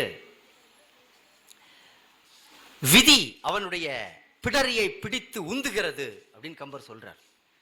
விதி அவனை பிடித்து தள்ள அவன் போர்க்களத்துக்குள்ள நுழைகிறான். அதெல்லாம் சாதாரணமாக நுழைய மாட்டான். மற்றவர்கள்லாம் வாசல் வழியாக நுழைந்து வருவார்கள். கும்பகர்ணன் வானர படைகள் பார்த்து கொண்டிருக்கும் போதே யாரோ ஒரு பெரிய உருவம் ஒன்று அந்த வாசலை அப்படியே தாண்டி வருது. அந்த வாசலை போல 10 மடங்கு இருக்கு அவனுடைய உருவம். அவன் அந்த போர்க்களத்துக்குள்ள புகுந்த உடனே அவனுடைய காலில் மிதிபட்டு வானரங்கள் மடிகிறார்கள். கைகளால வானரர்களை பிடித்து எரிகிறான். அவனுடைய உடம்பு மேல வானரர்கள் ஏறுகிறார்கள். அவர்களை எல்லாம் இந்த கொசுக்களை தட்டுவது போல கும்பகர்ணன் தட்டி விடுகிறான். அவன் கையில ஒரு பெரிய சூலத்தை வேற வச்சிருக்கான். இப்படி ஒரு பெரிய ஒரு மரண இயந்திரம் போல அந்த போர்க்களத்தில் கும்பகர்ணன் புகுந்து மிகப்பெரிய நாசத்தை விளைவிக்கின்றான். கில்லிங் மிஷின் என்று சொல்வார்களே, அதுபோல நடுங்கி போய் வானரர்கள் எல்லாம் திகைத்து கொண்டிருக்கும் பொழுது விபீஷணன் சொல்கின்றான். இப்ப விபீஷணனுக்கும் கும்பகர்ணனுக்கும் ஒரு சிறு உரையாடல் நடக்கிறது. விபீஷணன் சொல்கின்றான், அண்ணா, உனக்கு தர்மம் தெரியும். ராவணன் இந்த போரிலே அழியப் போகின்றான். அதனாலதான் நான் ராமன் பக்கத்தில் வந்து சேர்ந்து விட்டேன். நீயும் இப்பொழுது போரை நிறுத்திவிட்டு ராமனை சரணடைந்து விடு என்று சொல்லும்போது கும்பகர்ணன் சொல்றான், தம்பி, உன்னுடைய விதி அப்படி. நீ வந்து பாக்கியம் செய்தவன். அதனால தர்ம நெறியிலே செல்வதற்காக உன் சிந்தை உன்னை தூண்டி நீ ராமனிடத்தில் அடைக்கலம் செய்திருக்கிறாள். ஆனால் என்னுடைய விதி இந்த உடம்பை வளர்த்த ராவணனுக்காக போரிட்டு சாக வேண்டும் அப்படிங்கிறது தான் என்னுடைய விதி. உனக்கு நான் ஆசீர்வாதம் பண்றேன்.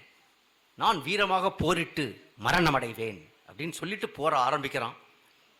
ராமன் நேரடியாக ராமருக்கும் கும்பகர்ணனுக்கும் நடுவுல கடும் போர். ராமர் தன்னுடைய திவ்யாஸ்திரங்களை எல்லாம் பிரயோகித்து கும்பகர்ணனுடைய கால்களை வெட்டி வீழ்த்துகிறார். கால் போச்சு. இருந்தாலும் அவன் தத்தி நடந்து வந்து தன்னுடைய கைகளால போரிடுகிறான். 2 கைகளையும் வெட்டி வீழ்த்தி விடுகிறார்.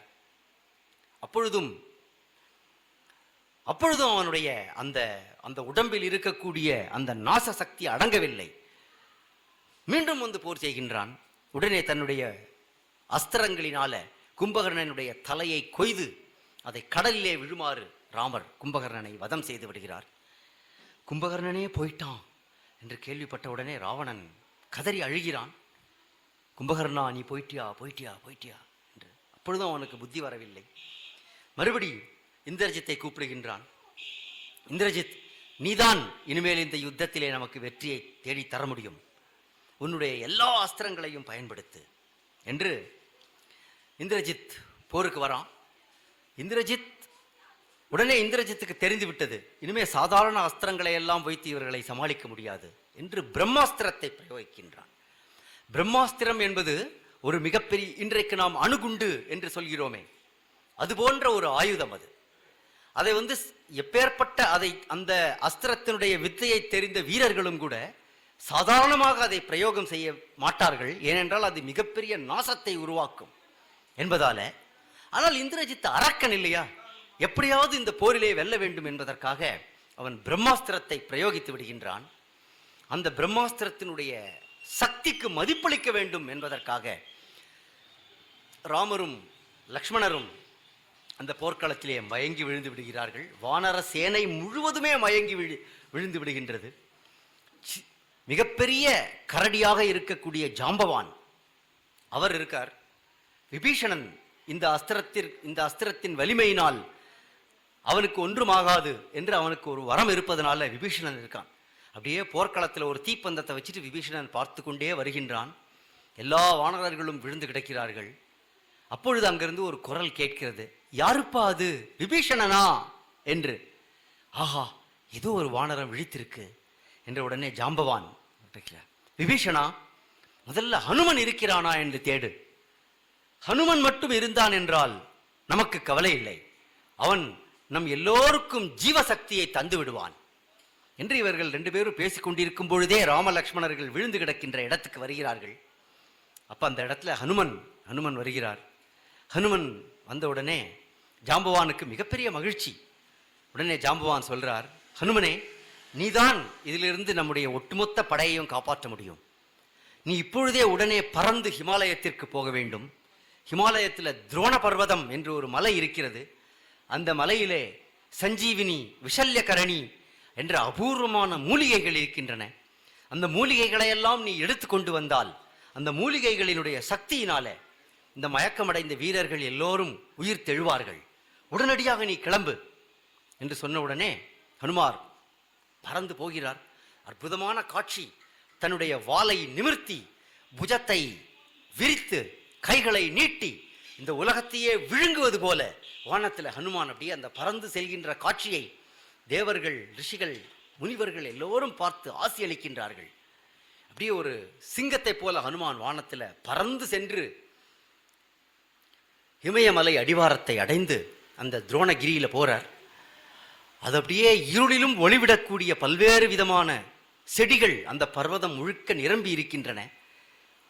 இப்படி ஹனுமார் வருகிறார் என்று தெரிந்தவுடனே அந்த மூலிகைகள் எல்லாமே தெய்வ சக்தி படைத்தவை என்பதனால தங்களுடைய உருவத்தை எல்லாம் அவை மறைத்து கொண்டன. அப்பேற்பட்ட தெய்வீக மூலிகைகள் அவை. அது என்ன மூலிகை அப்படின்னு ஹனுமானுக்கு ஒன்றுமே தெரியவில்லை. உடனே ஹனுமானுக்கு பெரிய கோபம் வருது. ஏ துரோணகிரியே, ராமனுடைய காரியத்துக்காக நான் வந்திருக்கின்றேன். அதர்மத்தை அழிப்பதற்காக ராமர் யுத்தம் செய்து கொண்டிருக்கிறார். அந்த யுத்தத்தில் உதவுறதுக்கு உனக்கு ஒரு வாய்ப்பு இருந்தது. ஆனால் நீ என்ன செய்து கொள்கிறாய்? ஏதோ எனக்கு தான் பெரிய தெய்வ சக்தி இருக்கிறது என்பதை போல மூலிகைகளே, நீங்கள் இப்படி உங்களை மறைத்துக் கொள்கிறீர்களே, இது சரியான செயலா என்று கோபத்தோட அந்த மூலிகைகள் இருக்கின்ற மலை முகடையே அப்படியே பேர்த்து எடுக்கிறார் ஹனுமான். அந்த மலையே கிடுகிடுக்கிறது. உடனே அப்படியே அந்த மலையை தன்னுடைய கைகளிலே தூக்கி கொண்டு ஆச்சரியமாக அந்த சஞ்சீவி பர்வதத்தை கையில எடுத்துக்கொண்டு ஹனுமான் பறந்து வருகின்றார். மன்னவன் இராமன் தூதன் மருந்தின் மேல் வந்தான் என்று சிவனும் பார்வதியும் கைலை மலையிலிருந்து இந்த காட்சியை பார்த்து ஹனுமனை ஆசீர்வதிக்கிறார்கள். அப்படியே அந்த பர்வதத்தை எடுத்துக்கொண்டு வரும்பொழுது, இலங்கையிலே வந்து இறங்கும் பொழுதே அந்த அவர் கேட்டது ஒரு ஏதோ கொஞ்சம் மருந்து செய்யறதுக்காக மூலிகை கேட்டார் ஜாம்பவான். இங்கே ஒரு பெரிய மூலிகை வனத்தையே பெயர்த்து கொண்டு வந்து விட்டார் இல்லையா ஹனுமான். அதனால் அந்த மூலிகைகளினுடைய வாசனை பட்டவுடனேயே மயக்கமுற்று இருக்கின்ற இந்த வானர வீரர்கள், ராமலக்ஷ்மணர்கள் எல்லோரும் உயிர் தெழுகிறார்கள். இப்ப இங்க நம்மளுக்கு ஒரு கேள்வி வரும். இங்க பெரிய போர் நடந்திருக்கு. வானரர்களும் இறந்து போய் கிடப்பார்கள், ராட்சசர்களும் இறந்து போய் கிடப்பார்கள். அப்ப அந்த ராட்சசர்களும் உயிரோடு எழுந்திருப்பாங்க இல்லையா? ஏன்னா மூலிகைக்கு வந்து வித்தியாசம் தெரியுமா? இவன் தான் வானரன், இவன் தான் ராட்சசன்னு. அவங்கெல்லாம் ஏன் எழுந்திருக்கல என்றால் அதற்கு ராமாயணத்தில் விடை இருக்கிறது. இந்த ராவணன் என்ன பண்றான்னா, ராவணனுக்கு ஒரு பெரிய பிரஸ்டீஜ் ப்ராப்ளம். அதனால இந்த போரிலே யாரெல்லாம் ராட்சசர்கள் இறக்கிறார்களோ அவர்களுடைய இறந்த உடல்களை எல்லாம் கடலுக்குள்ள கொண்டு போய் தள்ளி விடுங்கள். ஒவ்வொரு நாளும் போர் முடியும் போது அந்த ராட்சசர்களுடைய உடல்களை எல்லாம் போர்க்களத்திலிருந்து அப்புறப்படுத்தி விடுங்கள். அப்பதான் ராட்சசர்களுக்கு எதுவுமே ஆகல அப்படின்னு அடுத்து வர ராட்சசனுக்கு தோணும் இல்லையா? இப்படி ஒரு குயுக்தியான காரியத்தை ராவணன் செய்து விட்டதுனால அந்த மூலிகை பர்வதமே வந்து கூட ஒரு ராட்சசன் கூட உயிரோட எழும்பி வரல. வானரர்கள் மட்டுமே உயிர் தெழுந்து வந்தார்கள். அதே ஜெய ஸ்ரீராம் என்கின்ற முழக்கம் கேட்கிறது. ராவணன் பார்க்கிறான்,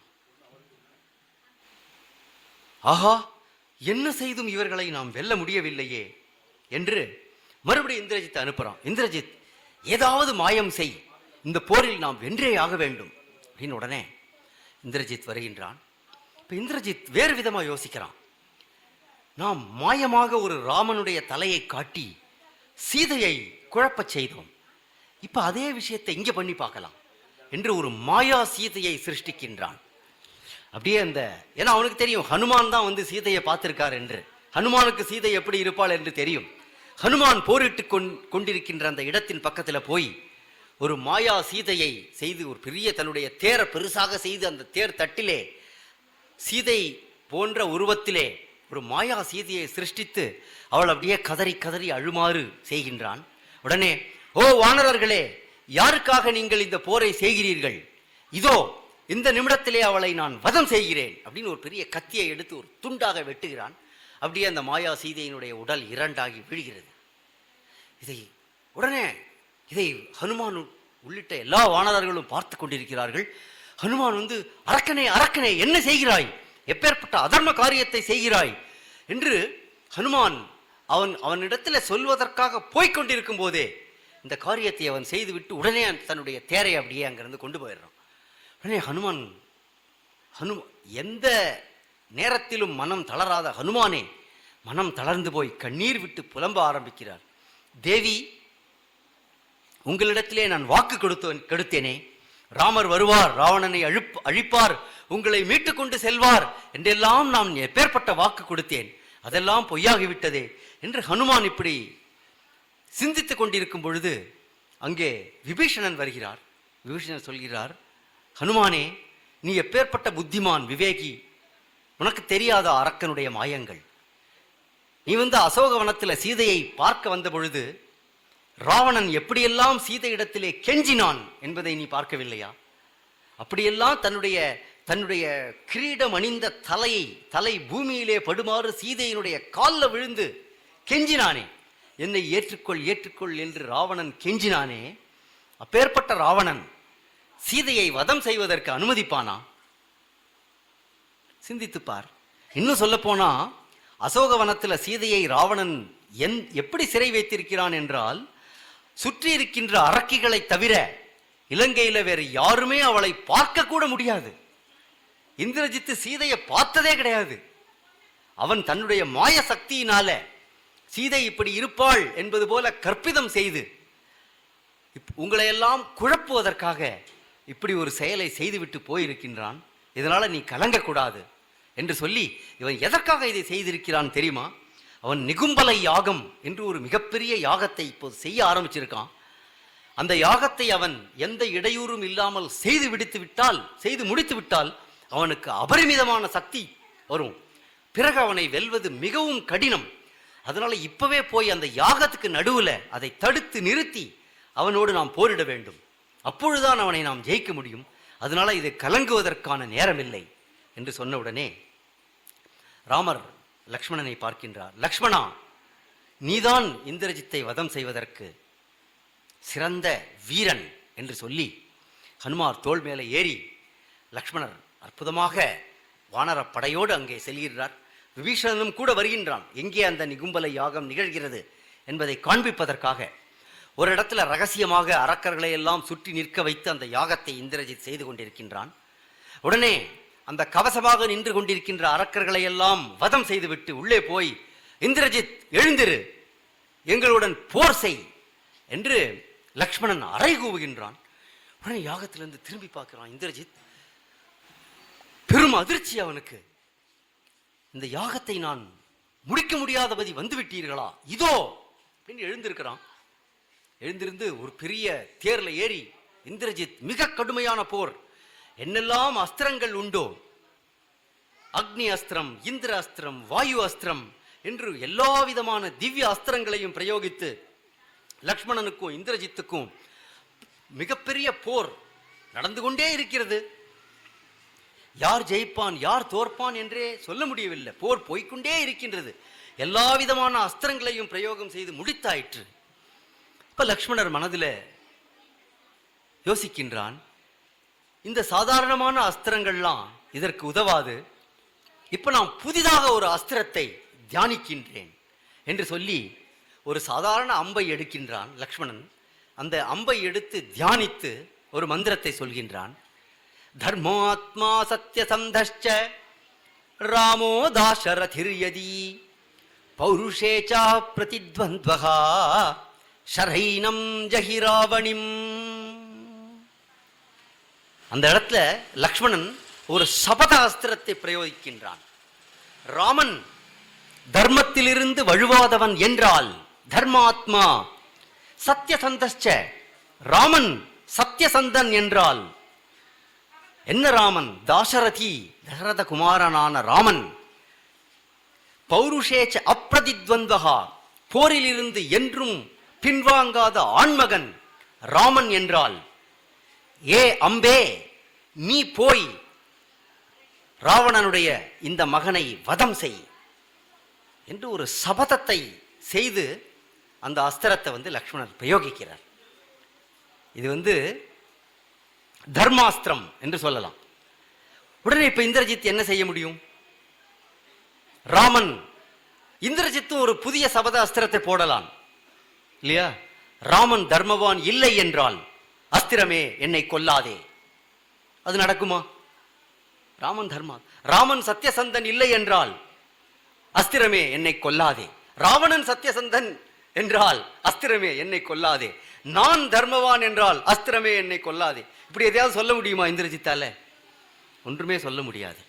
ராவணனுடைய அந்த தர்ம சபதம் என்பதே ஒரு அஸ்திரமாக மாறி இந்திரஜித்தினுடைய தலையை கொய்து விடுகின்றது. இந்திரஜித் வதம் நிகழ்கிறது. வானத்திலிருந்து இந்திராதி தேவர்களெல்லாம் வந்து கொண்டாடுகிறார்கள் லக்ஷ்மணனை. அப்பேற்பட்ட லக்ஷ்மண சுவாமி அந்த இந்திரஜித்தினுடைய வதத்தை முடித்து ராமருடைய திருவடியிலே விழும்பொழுது அந்த இடத்துல அற்புதமான ஒரு வரி கம்பன் எழுதுகிறான். தம்பியுடையான் படைக்கஞ்சான் இன்னும் மாற்றம் தந்தனையாள் அப்படிங்கிறான். இது ஒரு பழமொழி. தம்பியுடையான் படைக்கஞ்சான் என்பது தமிழில் இருக்கக்கூடிய ஒரு பழமொழி. யாருக்கு ஒரு தம்பி இருக்கானோ அவன் எப்பேற்பட்ட படை வந்தாலும் அஞ்ச தேவையில்லை. இதுவரைக்கும் அதை ஒரு பழமொழியாக நாம் சொல்லிக் கொண்டிருந்தோம். இன்று நீதான் அதை உண்மையாக்கினாய் என்று லக்ஷ்மணனை ராமன் வெகுவாக பாராட்டி தழுவிக் கொள்கிறார். உடனே ராவணன் கடைசியா ராவணன் அழுது புலம்பி இந்திரஜித் போய்விட்டாயே என்றெல்லாம் அழுது புலம்பி தேர் ஏறி வருகின்றான். ராம ராவண யுத்தம் நடக்கிறது. ககனம் ககனாகாரம் சாகரம் சாகரோபமம் ராம ராவணையோர் யுத்தம் ராம ராவணையோர் அபி. வால்மீகி சொல்றார், வானம் மோதிக்கொள்வது போல அந்த யுத்தம் இருந்தது, கடல்கள் மோதிக்கொள்வது போல அந்த யுத்தம் இருந்தது. ராம ராவண யுத்தம் எப்படி இருந்தது என்றால் அது ராமராவண யுத்தம் போல இருந்தது. இதுவரைக்கும் இதுக்கு ஊமை சொல்வதற்காக இப்படிப்பட்ட யுத்தம் ஒன்று நடக்கவில்லை. ராம ராவணையோர் யுத்தம் ராம ராவணையோர் அபி என்று வால்மீகி அதை வர்ணிக்கின்றார். இப்படி தேரில் ஏறி ராவணன் போர் செய்கின்றான். பூமியில நின்று அவனை எதிர்த்து ராமர் போர் செய்கின்றாரே. நம்முடைய ராமர் அவர் எப்படியும் இந்த போரில் வென்று விடுவார். ஆனால் அவர் இப்படி பூமியில நின்று போர் செய்யலாமா என்று தேவலோகத்திலிருந்து பார்த்து கொண்டிருந்த இந்திரன், இவ்வளவு நேரம் ராமர் இப்படி சண்டை போட்டிருக்கார், இதுவரைக்கும் ராமருக்கு இப்படி எல்லாம் செய்யணும் என்று இந்திரனுக்கு தோணவே இல்லையாம். உடனே தன்னுடைய தேரை அனுப்புகிறான். அவனுடைய சாரதி மாதலி என்பவன் வந்து ராமரை வணங்கி, நீங்கள் ஏற வேண்டும் என்பதற்காக இந்த தேவலோக தேர் ஏதோ பாக்கியம் செய்திருக்கிறது, அதனால இந்த தேர்ல ஏறி போர் செய்யுங்கள் என்று சொன்ன உடனே அந்த தெய்வீக ரதத்தில் ஏறி ராமனும் ராவணனும் கடும் போர் செய்து கடைசியில ராமர் பிரம்மாஸ்திரத்தை பிரயோகிக்கின்றார். இந்த பிரம்மாஸ்திரம் வந்து ராவணனுடைய மார்பிலே சென்று தைத்து, முக்கோடி வாழ்நாளும் உயர்ந்துடைய பெருந்தவமும் முதல்வன் முன்னே எக்கோடி யாராலும் வெலப்படாய் எனக் கொடுத்த வரமும் புக்கோடி உயிர் பருகி போயிற்று ராகவந்தன் புனித வாளி என்றார். அது ராவணனுடைய உடலை மட்டும் துளைத்து செல்லவில்லையாம். இது நாள் வரை அவன் பெற்றிருந்த வரங்கள் அது எல்லாவற்றையும் தவிடு பொடியாக்கி ராமருடைய அந்த பானம், ராம பானம் ராவணனுடைய உடம்பிலே புக்கோடி உயிர் பருகி புறம்போயிற்று என்றார். அவனுடைய இப்பேற்பட்ட பாவங்களை செய்த அந்த ராவணனுடைய உடலிலே தங்கக்கூடாது என்று அந்த உடலை துளைத்து கொண்டு சென்று மீண்டு ராமருடைய அம்பரா துணியை வந்து அடைந்தது அந்த திவ்யாஸ்திரம். ராவண வதம் இப்படி நிகழ்ந்து உடனே மண்டோதரி ராவணனுடைய மனைவியர் எல்லோரும் வந்து அழுது புலம்புகிறார்கள். விபீஷணனும் அந்த இடத்துல விபீஷணன் கண்ணீர் விட்டு அழுகின்றான். அண்ணா, நான் எவ்வளவு சொன்னேன், நான் சொன்னதை கேட்டால் உனக்கு இந்த கதி நேர்ந்திருக்குமா, பேர்பட்ட பாவியாகிவிட்டாயே என்றெல்லாம் அழும் பொழுது, இப்ப ராவணனுக்கு இறுதி கடன் செய்வதற்கு யாருமே இல்லை. எல்லா ராட்சசர்களும் மாண்டு விட்டார்கள் இல்லையா. ராவணனுடைய சகோதரன் கும்பகர்ணன் போயாச்சு, ராவணனுடைய மகன்கள் எல்லாம் போயாச்சு. உடனே இப்பேற்பட்ட பாவிக்கு நான் இறுதி கடன் செய்ய மாட்டேன் என்று சொல்லும்போது விபீஷணன் சொல்கின்றான். உடனே ராமர் சொல்றார், இல்லப்பா, மரணான் தானி வைராணி, நம்முடைய பகைமையெல்லாம் ஒருத்தனுடைய மரணம் வரைக்கும் தான். மரணம் அடைந்து விட்டால் நண்பன் பகைவன் எல்லாமே எதுவும் கிடையாது. அதனால இவன் உன்னுடைய சகோதரன் மற்றும் இவன் வந்து வேதங்களை கற்றவன், இவன் வந்து அக்னியை உபாசித்து வந்தவன், இவனுக்கு உரிமையுடைய தம்பி என்பதனால இவனுடைய இறுதி கடன்களை நீ செய்ய வேண்டும். எப்பேற்பட்ட மனம் ராவணனுடையது. இதைத்தான் சொல்வார்கள். நம்முடைய இந்தியா பாகிஸ்தான் போர் நடக்கும் பொழுது பாகிஸ்தானியர்கள் நம்முடைய வீரர்களை எல்லாம் சிறைப்பிடித்த பொழுது மிக குரூரமாக சித்திரவதை செய்து அவர்களை கொன்றார்கள். ஆனால் நாம் ராமனுடைய நாட்டிலே பிறந்தவர்கள் என்பதனால நம்முடைய இந்திய இராணுவம் யாரெல்லாம் பாகிஸ்தானிய வீரர்களை சிறைப்பிடித்தார்களோ அவர்களை போர்க்கைதிகள் என்று மரியாதையுடன் அவர்களை திருப்பி அனுப்பினார்கள். யாரையும் நாம் சித்திரவதை செய்து கொல்லவில்லை. இங்கே மரணமடைந்த பாகிஸ்தானிய வீரர்களுடைய உடல்களை எல்லாம் மரியாதையுடன் பாகிஸ்தானிய அரசுக்கு நாம் திருப்பி அனுப்பினோம். எங்கிருந்து வருது இந்த பண்பாடு? இது ராமாயண காலத்திலிருந்து வந்து கொண்டிருக்கின்றது. இந்த ராமனுடைய வீரம், ராமனுடைய தர்மம், ராமனுடைய பண்பாடு, அதை நாம் கடைப்பிடிக்கின்றோம். இப்படி ராவணன் இறுதி கடன் முடிந்த பிறகு ஹனுமானை மறுபடி சீதை இடத்திலே அனுப்புகிறார். நீதான் ராமதூதன், போய் சீதை இடத்திலே இந்த செய்தியை சொல் என்று சொன்ன உடனே ராமர் மிகுந்த சந்தோஷத்தோடு அசோகவனத்துக்கு போறார். தேவி, உங்களுடைய தவம் பலித்து விட்டது, ராமர் வந்தாச்சு, ராவண வதம் நிகழ்ந்தாச்சு என்று இப்பொழுது சகல மரியாதைகளுடனும் ராமர் உங்களை அழைத்து வர பணித்திருக்கிறார் என்று சொன்ன உடனே, எனக்கு நீங்கள் இப்பொழுது ஒரு வரம் தர வேண்டும் என்று ஹனுமார் கேட்கிறார். சொல்லுப்பா ஹனுமானே, நீ என் குழந்தை மாதிரி. உடனே, நான் முன்பு உங்களை பார்த்தப்ப இந்த அரக்கிகள் எல்லாம் எப்படி உங்களை துன்புறுத்தினார்கள் என்று பார்த்தேன். ஒவ்வொரு நாளும் ராப்பகலா உன்னை தின்று விடுவேன், உன்னுடைய இதயத்தை கிழித்து விடுவேன் என்றெல்லாம் மிரட்டி உங்களை பயமுறுத்தி வந்தார்கள் இந்த அரக்கிகள். இவர்களை நான் அப்பொழுதே வதம் செய்ய வேண்டும் என்று நினைத்துக் கொண்டிருந்தேன். இப்பொழுது எனக்கு ஆணையிடுங்கள், இந்த அரக்கிகளை எல்லாம் நான் கொல்ல வேண்டும் அப்படின்னு. உடனே சீதாதேவி சொல்றா, ஹனுமானே பாவம் என்று சொல்றார். இத்தனை நாள் தன்னை கொடுமைப்படுத்திய அந்த அரக்கிகளை பார்த்து, பாவம் இவர்கள் என்ன செய்வார்கள்? ராவணன் இப்படி செய்ய வேண்டும் என்று இவர்களுக்கு ஆணையிட்டிருந்தான். தன்னுடைய அரசனுடைய ஆணையை இவர்களால் மீற முடியுமா? இவர்கள் ராட்சசிகள், ஆனாலும் இவர்கள் பெண்கள். ந கஷ்டின் ந அபராத்யதி. உலகத்தில் குற்றம் செய்யாதவர்கள் யார் இருக்கிறார்கள்? காரியம் கருணம் ஆரியேன. ஆனால் மேன்மக்களாகிய நாம் எல்லோரிடத்தும் கருணையை காண்பிக்க வேண்டும்.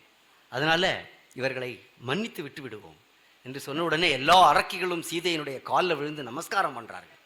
எப்பேற்பட்ட தேவி நீ என்று சொல்லி சீதாதேவியை சகல அலங்காரங்களோடும் அழைத்து வர வேண்டும் என்று விபீஷணன் ஆணையிட்டு, உடனே சீதாதேவி ஒரு பல்லக்கிலே வருகின்றாள். இந்த வானர சேனைக்கு மத்தியிலே வரும்பொழுது ராமர், அந்த நேரத்தில் ராமருடைய மனதிலே ஒன்று தோன்றுகின்றது. இந்த தேவி ஒரு வருடம் ராவணனுடைய சிறையிலே இருந்திருக்கிறாள். இவள் பின்னால அயோத்தி நகரத்தினுடைய அரசியாக ஆகப் போகிறாள். அப்பொழுது இந்த உலகம் அவளை எல்லாம் பழித்து பேசும்.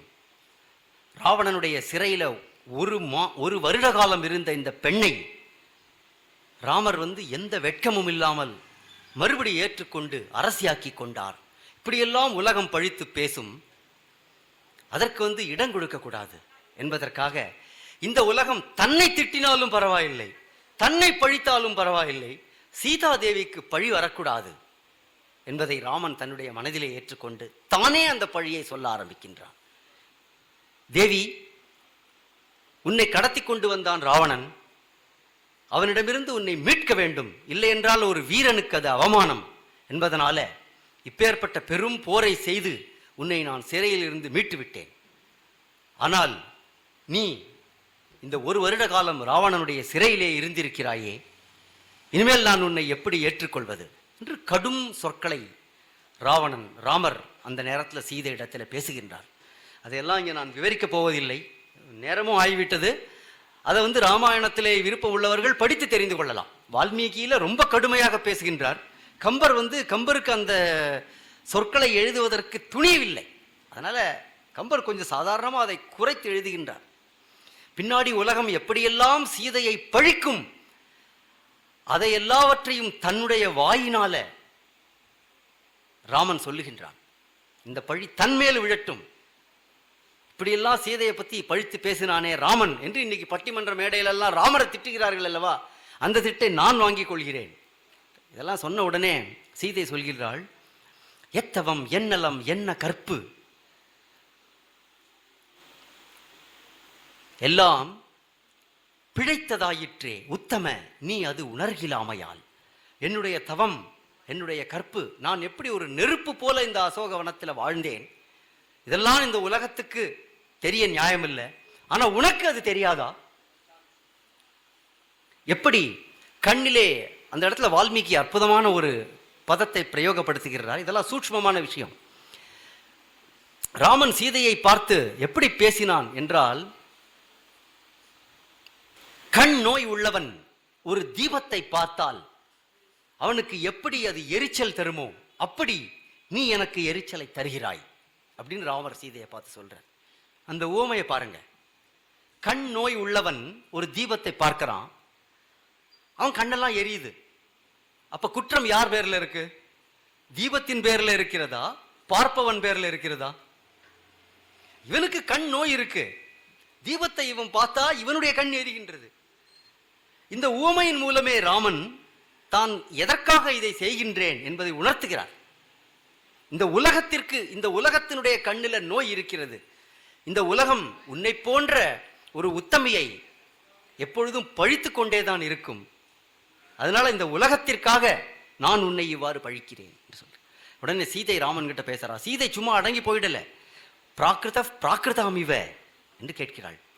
ஒரு பண்பாடே இல்லாத ஒருத்தன், பண்பாடே இல்லாத ஒருத்தியை பேசுவது போல என்னிடம் ஏன் பேசுகிறாய் ராமா என்று கேட்டுவிட்டு சீதை சொல்கிறான், இவ்வளவு தூரம் பேசின பிறகு நான் உயிர் வாழ்வதில் அர்த்தமே இல்லை என்று சிதாமே குரு சௌமித்ரே சொல்கிறார். லக்ஷ்மணா தீயை மூட்டு என்று சொல்கிறாள். உடனே லக்ஷ்மணன் ராமரை பார்க்கிறார். ராமர் தலையசைக்கிறார். உடனே லக்ஷ்மணன் அங்கே தீயை மூட்ட, தேவி அந்த அக்னியே எல்லாவற்றையும் தூய்மைப்படுத்துபவன் நீ, உன்னிடத்திலே நான் சரண் புகுகின்றேன் என்று அவள் அந்த அக்னிக்குள்ளே சீதை பிரவேசிக்கின்றாள். அதாவது ராமர் அக்னியில பிரவேசி என்று சீதை இடத்துல சொல்லவில்லை. இது ரொம்ப முக்கியமாக நம்ம கவனிக்கணும். ராமாயணத்தை நீங்க சரியா படிக்கணும். நீ அக்னிக்கு தீயிலே நுழைந்து உன்னுடைய கற்பை நீ நிரூபி என்று ராமர் சொல்லவே இல்லை. அது அக்னி பரீட்சை கிடையாது, அக்னி பிரவேசம். ராமருடைய இந்த சுடுமொழிகளை கேட்க சகிக்காமல் சீதை தானே தீயிலே விழுந்து உயிர் விட்டு விடுகிறேன் என்றுதான் அந்த அக்னிக்குள்ளே அவள் பிரவேசிக்கின்றாள். உடனே அவளுடைய சக்தியினுடைய அந்த தீயை அக்னியாலேயே தாங்க முடியலையாம். தேவி உங்களுடைய உஷ்ணம் என்னை தகிக்கிறது என்று அக்னி தேவன் எப்படி ஒரு தந்தை தன்னுடைய மகளை பட்டாடைகள் சூழ பொன் ஆவரணங்களுடன் மடியிலே வைத்து தூக்கி கொண்டு வருவானோ அதுபோல அக்னி தேவன் சீதாதேவியை தன்னுடைய கரங்களிலே ஏந்தி கொண்டு வந்து அப்படியே பூமியிலே வைக்கின்றான். உலகமெல்லாம் இதை பார்க்கிறது. அந்த நேரத்தில் வால்மீகி எழுதுகிறார், உலகத்திலே உள்ள சகல ஜீவராசிகளும் சீதாதேவியினுடைய மகிமையை உணர்ந்து கொண்டன என்று எழுதுகின்றார். இப்படி அப்பேற்பட்ட சீதாதேவியை உடனே ராமர் உட்பட அனைத்து மாந்தர்களும் தேவர்களும் உலகம் முழுவதும் வணங்கி துதிக்க சீதை ராமனுடன் கூடியிருக்கின்றார். அப்ப தசரதர் சொர்க்கத்திலிருந்து வர்றார். எல்லாம் வருது ராமாயணத்தில். சிவபெருமான் வருகின்றார், பிரம்மா வருகின்றார். எல்லோரும், எல்லா தேவதைகளும் ராமரை ஸ்துதி செய்து ராமா இப்படி ஒரு மானுடன் போல சீதையை பார்த்து பேசிவிட்டாயே, நீ நாராயணன் இல்லையா, அவ மகாலட்சுமி இல்லையா என்றெல்லாம் ராமரை துதிக்க தசரதர் சொல்றார். சீதையை பார்த்து பேசுறார், மருமகளை பார்த்து பேசுறார். பொன்னை தீயிடை பெய்தல் அப்பொன்னுடை தூய்மை தன்னை காட்டுதற்கு. தங்கத்தை தீயில போடுகிறார்கள், தங்கத்தை அழிக்க வேண்டும் என்பதற்காகவா போடுகிறார்கள்? தங்கம் எவ்வளவு தூய்மையானது என்பதை காட்டுவதற்காக. உன்னை காட்டினன் கற்பினுக்கரசி என்று உலகில் பின்னை காட்டுவது அரிது என்று எண்ணிய பெரியோன். உன்னுடைய புருஷன் ஏன் தெரியுமா அந்த சுடுமொழிகளை உன்னிடம் பேசினான்? நீதான் இந்த உலகத்திலேயே சிறந்த கற்பினுக்கரசி என்று பின்னால காட்ட முடியாது. உனக்கு எந்த விதமான நிந்தனைகளும், ஒரு உயிர் கூட இந்த உலகத்திலே உன்னை நிந்திப்பதற்கு முன்பாக நீ கற்பினுக்கரசி இல்லையா? ஒரு 10 பேர் சொன்னதுக்கு அப்புறம் இல்ல சீதை உத்தமி கற்பினுக்கரசி, ஒரு உயிர் கூட உன்னை நிந்திப்பதற்கு முன்பாக தானே அந்த நிந்தனையை செய்து அவனை நீ பொறுத்து கொள்ள வேண்டும். மன்னிப்பு கேட்கிறார் தசரதர் சீதை கிட்ட வந்து. இப்படி உன் கணவன் பேசிவிட்டானே என்று நீ தவறாக நினைத்து கொண்டு விடாதே. உன்னுடைய மகிமையை உலகத்துக்கு காண்பிக்க வேண்டும் என்பதற்காகத்தான் அப்படி செய்தான் அம்மா என்று எல்லோரையும் ஆசீர்வதிக்க உடனே தேவர்கள் மறைந்து விடுகிறார்கள். உனக்கு என்ன வரம் வேண்டும் என்று இந்திரன் ராமனிடத்திலே கேட்க, எனக்காக போர் செய்து மடிந்த இந்த எல்லா வானரர்களுக்கும் மறுபடி உயிரை தர வேண்டும் என்று சொல்ல, ராமருக்காக போரிட்ட எல்லா வானரர்களும் மறுபடி உயிரோடு வந்து விடுகிறார்கள். எந்த வானரமுமே சாகலை. அதுதான் ராமருடைய மகிமை அப்படிங்கிறது. உடனே விபீஷணனை இப்பொழுது லங்காதிபதியாக முடிசூட்டுகிறார்கள். 14 வருஷம் முடிஞ்சு போச்சு. அயோத்தியிலே பரதன் காத்து கொண்டிருப்பான். எப்படி எல்லாரும் போறது என்று சொல்லும் பொழுது விபீஷணன் புஷ்பக விமானத்திலே ஏறி எல்லோரும் செல்லலாம் என்ற உடனே, அது ஒரு சாதாரண விமானம் கிடையாது, தெய்வ சக்தி கொண்டது. அதனால ராமர், சீதை, லக்ஷ்மணன், விபீஷணன், வானர படைகள் எல்லோரும் அந்த விமானத்திலே உட்கார்ந்து கொண்டு அற்புதமாக அயோத்தியை வந்து அடைய, உடனே ஹனுமனை முதலிலே அனுப்பி அங்கே பரதன் காத்து கொண்டிருக்கின்றான். ராமர் வந்தாச்சு என்று செய்தியை சொல்ல மிகுந்த கொண்டாட்டத்தோடு ராமருடைய பட்டாபிஷேகம் அயோத்தியிலே நடந்தது என்பதாக சொல்லி இந்த உபன்யாசத்தை இத்துடன் முடித்துக் கொள்கின்றோம். அரியணை அனுமன் தாங்க அங்கதன் உடைவாளேந்த பரதன் பெண் குடை கவிக்க இருவரும் கவரி பற்ற விரை செறி குழலி ஓங்க வெண்ணையூர் சடையன் தங்கள் மரபுளோன் கொடுக்க வாங்கி வசிட்டனே புனைந்தான் மௌலி. வசிட்டனே புனைந்தான் மௌலி. ராமோ ராமோ ராமயிதி பிரஜானாம் அபவன் கதா ராமபூதம் ஜகதபூத் ராமே ராஜ்யம் பிரசாசதி. அமோகம் தவ வீர்யம் தே அமோகஸ்தே பராக்கிரமஹ அமோகாஸ்தே பவிஷ்யந்தி பக்திமந்தஸ்ச ये नराः. अमोघं दर्शनं राम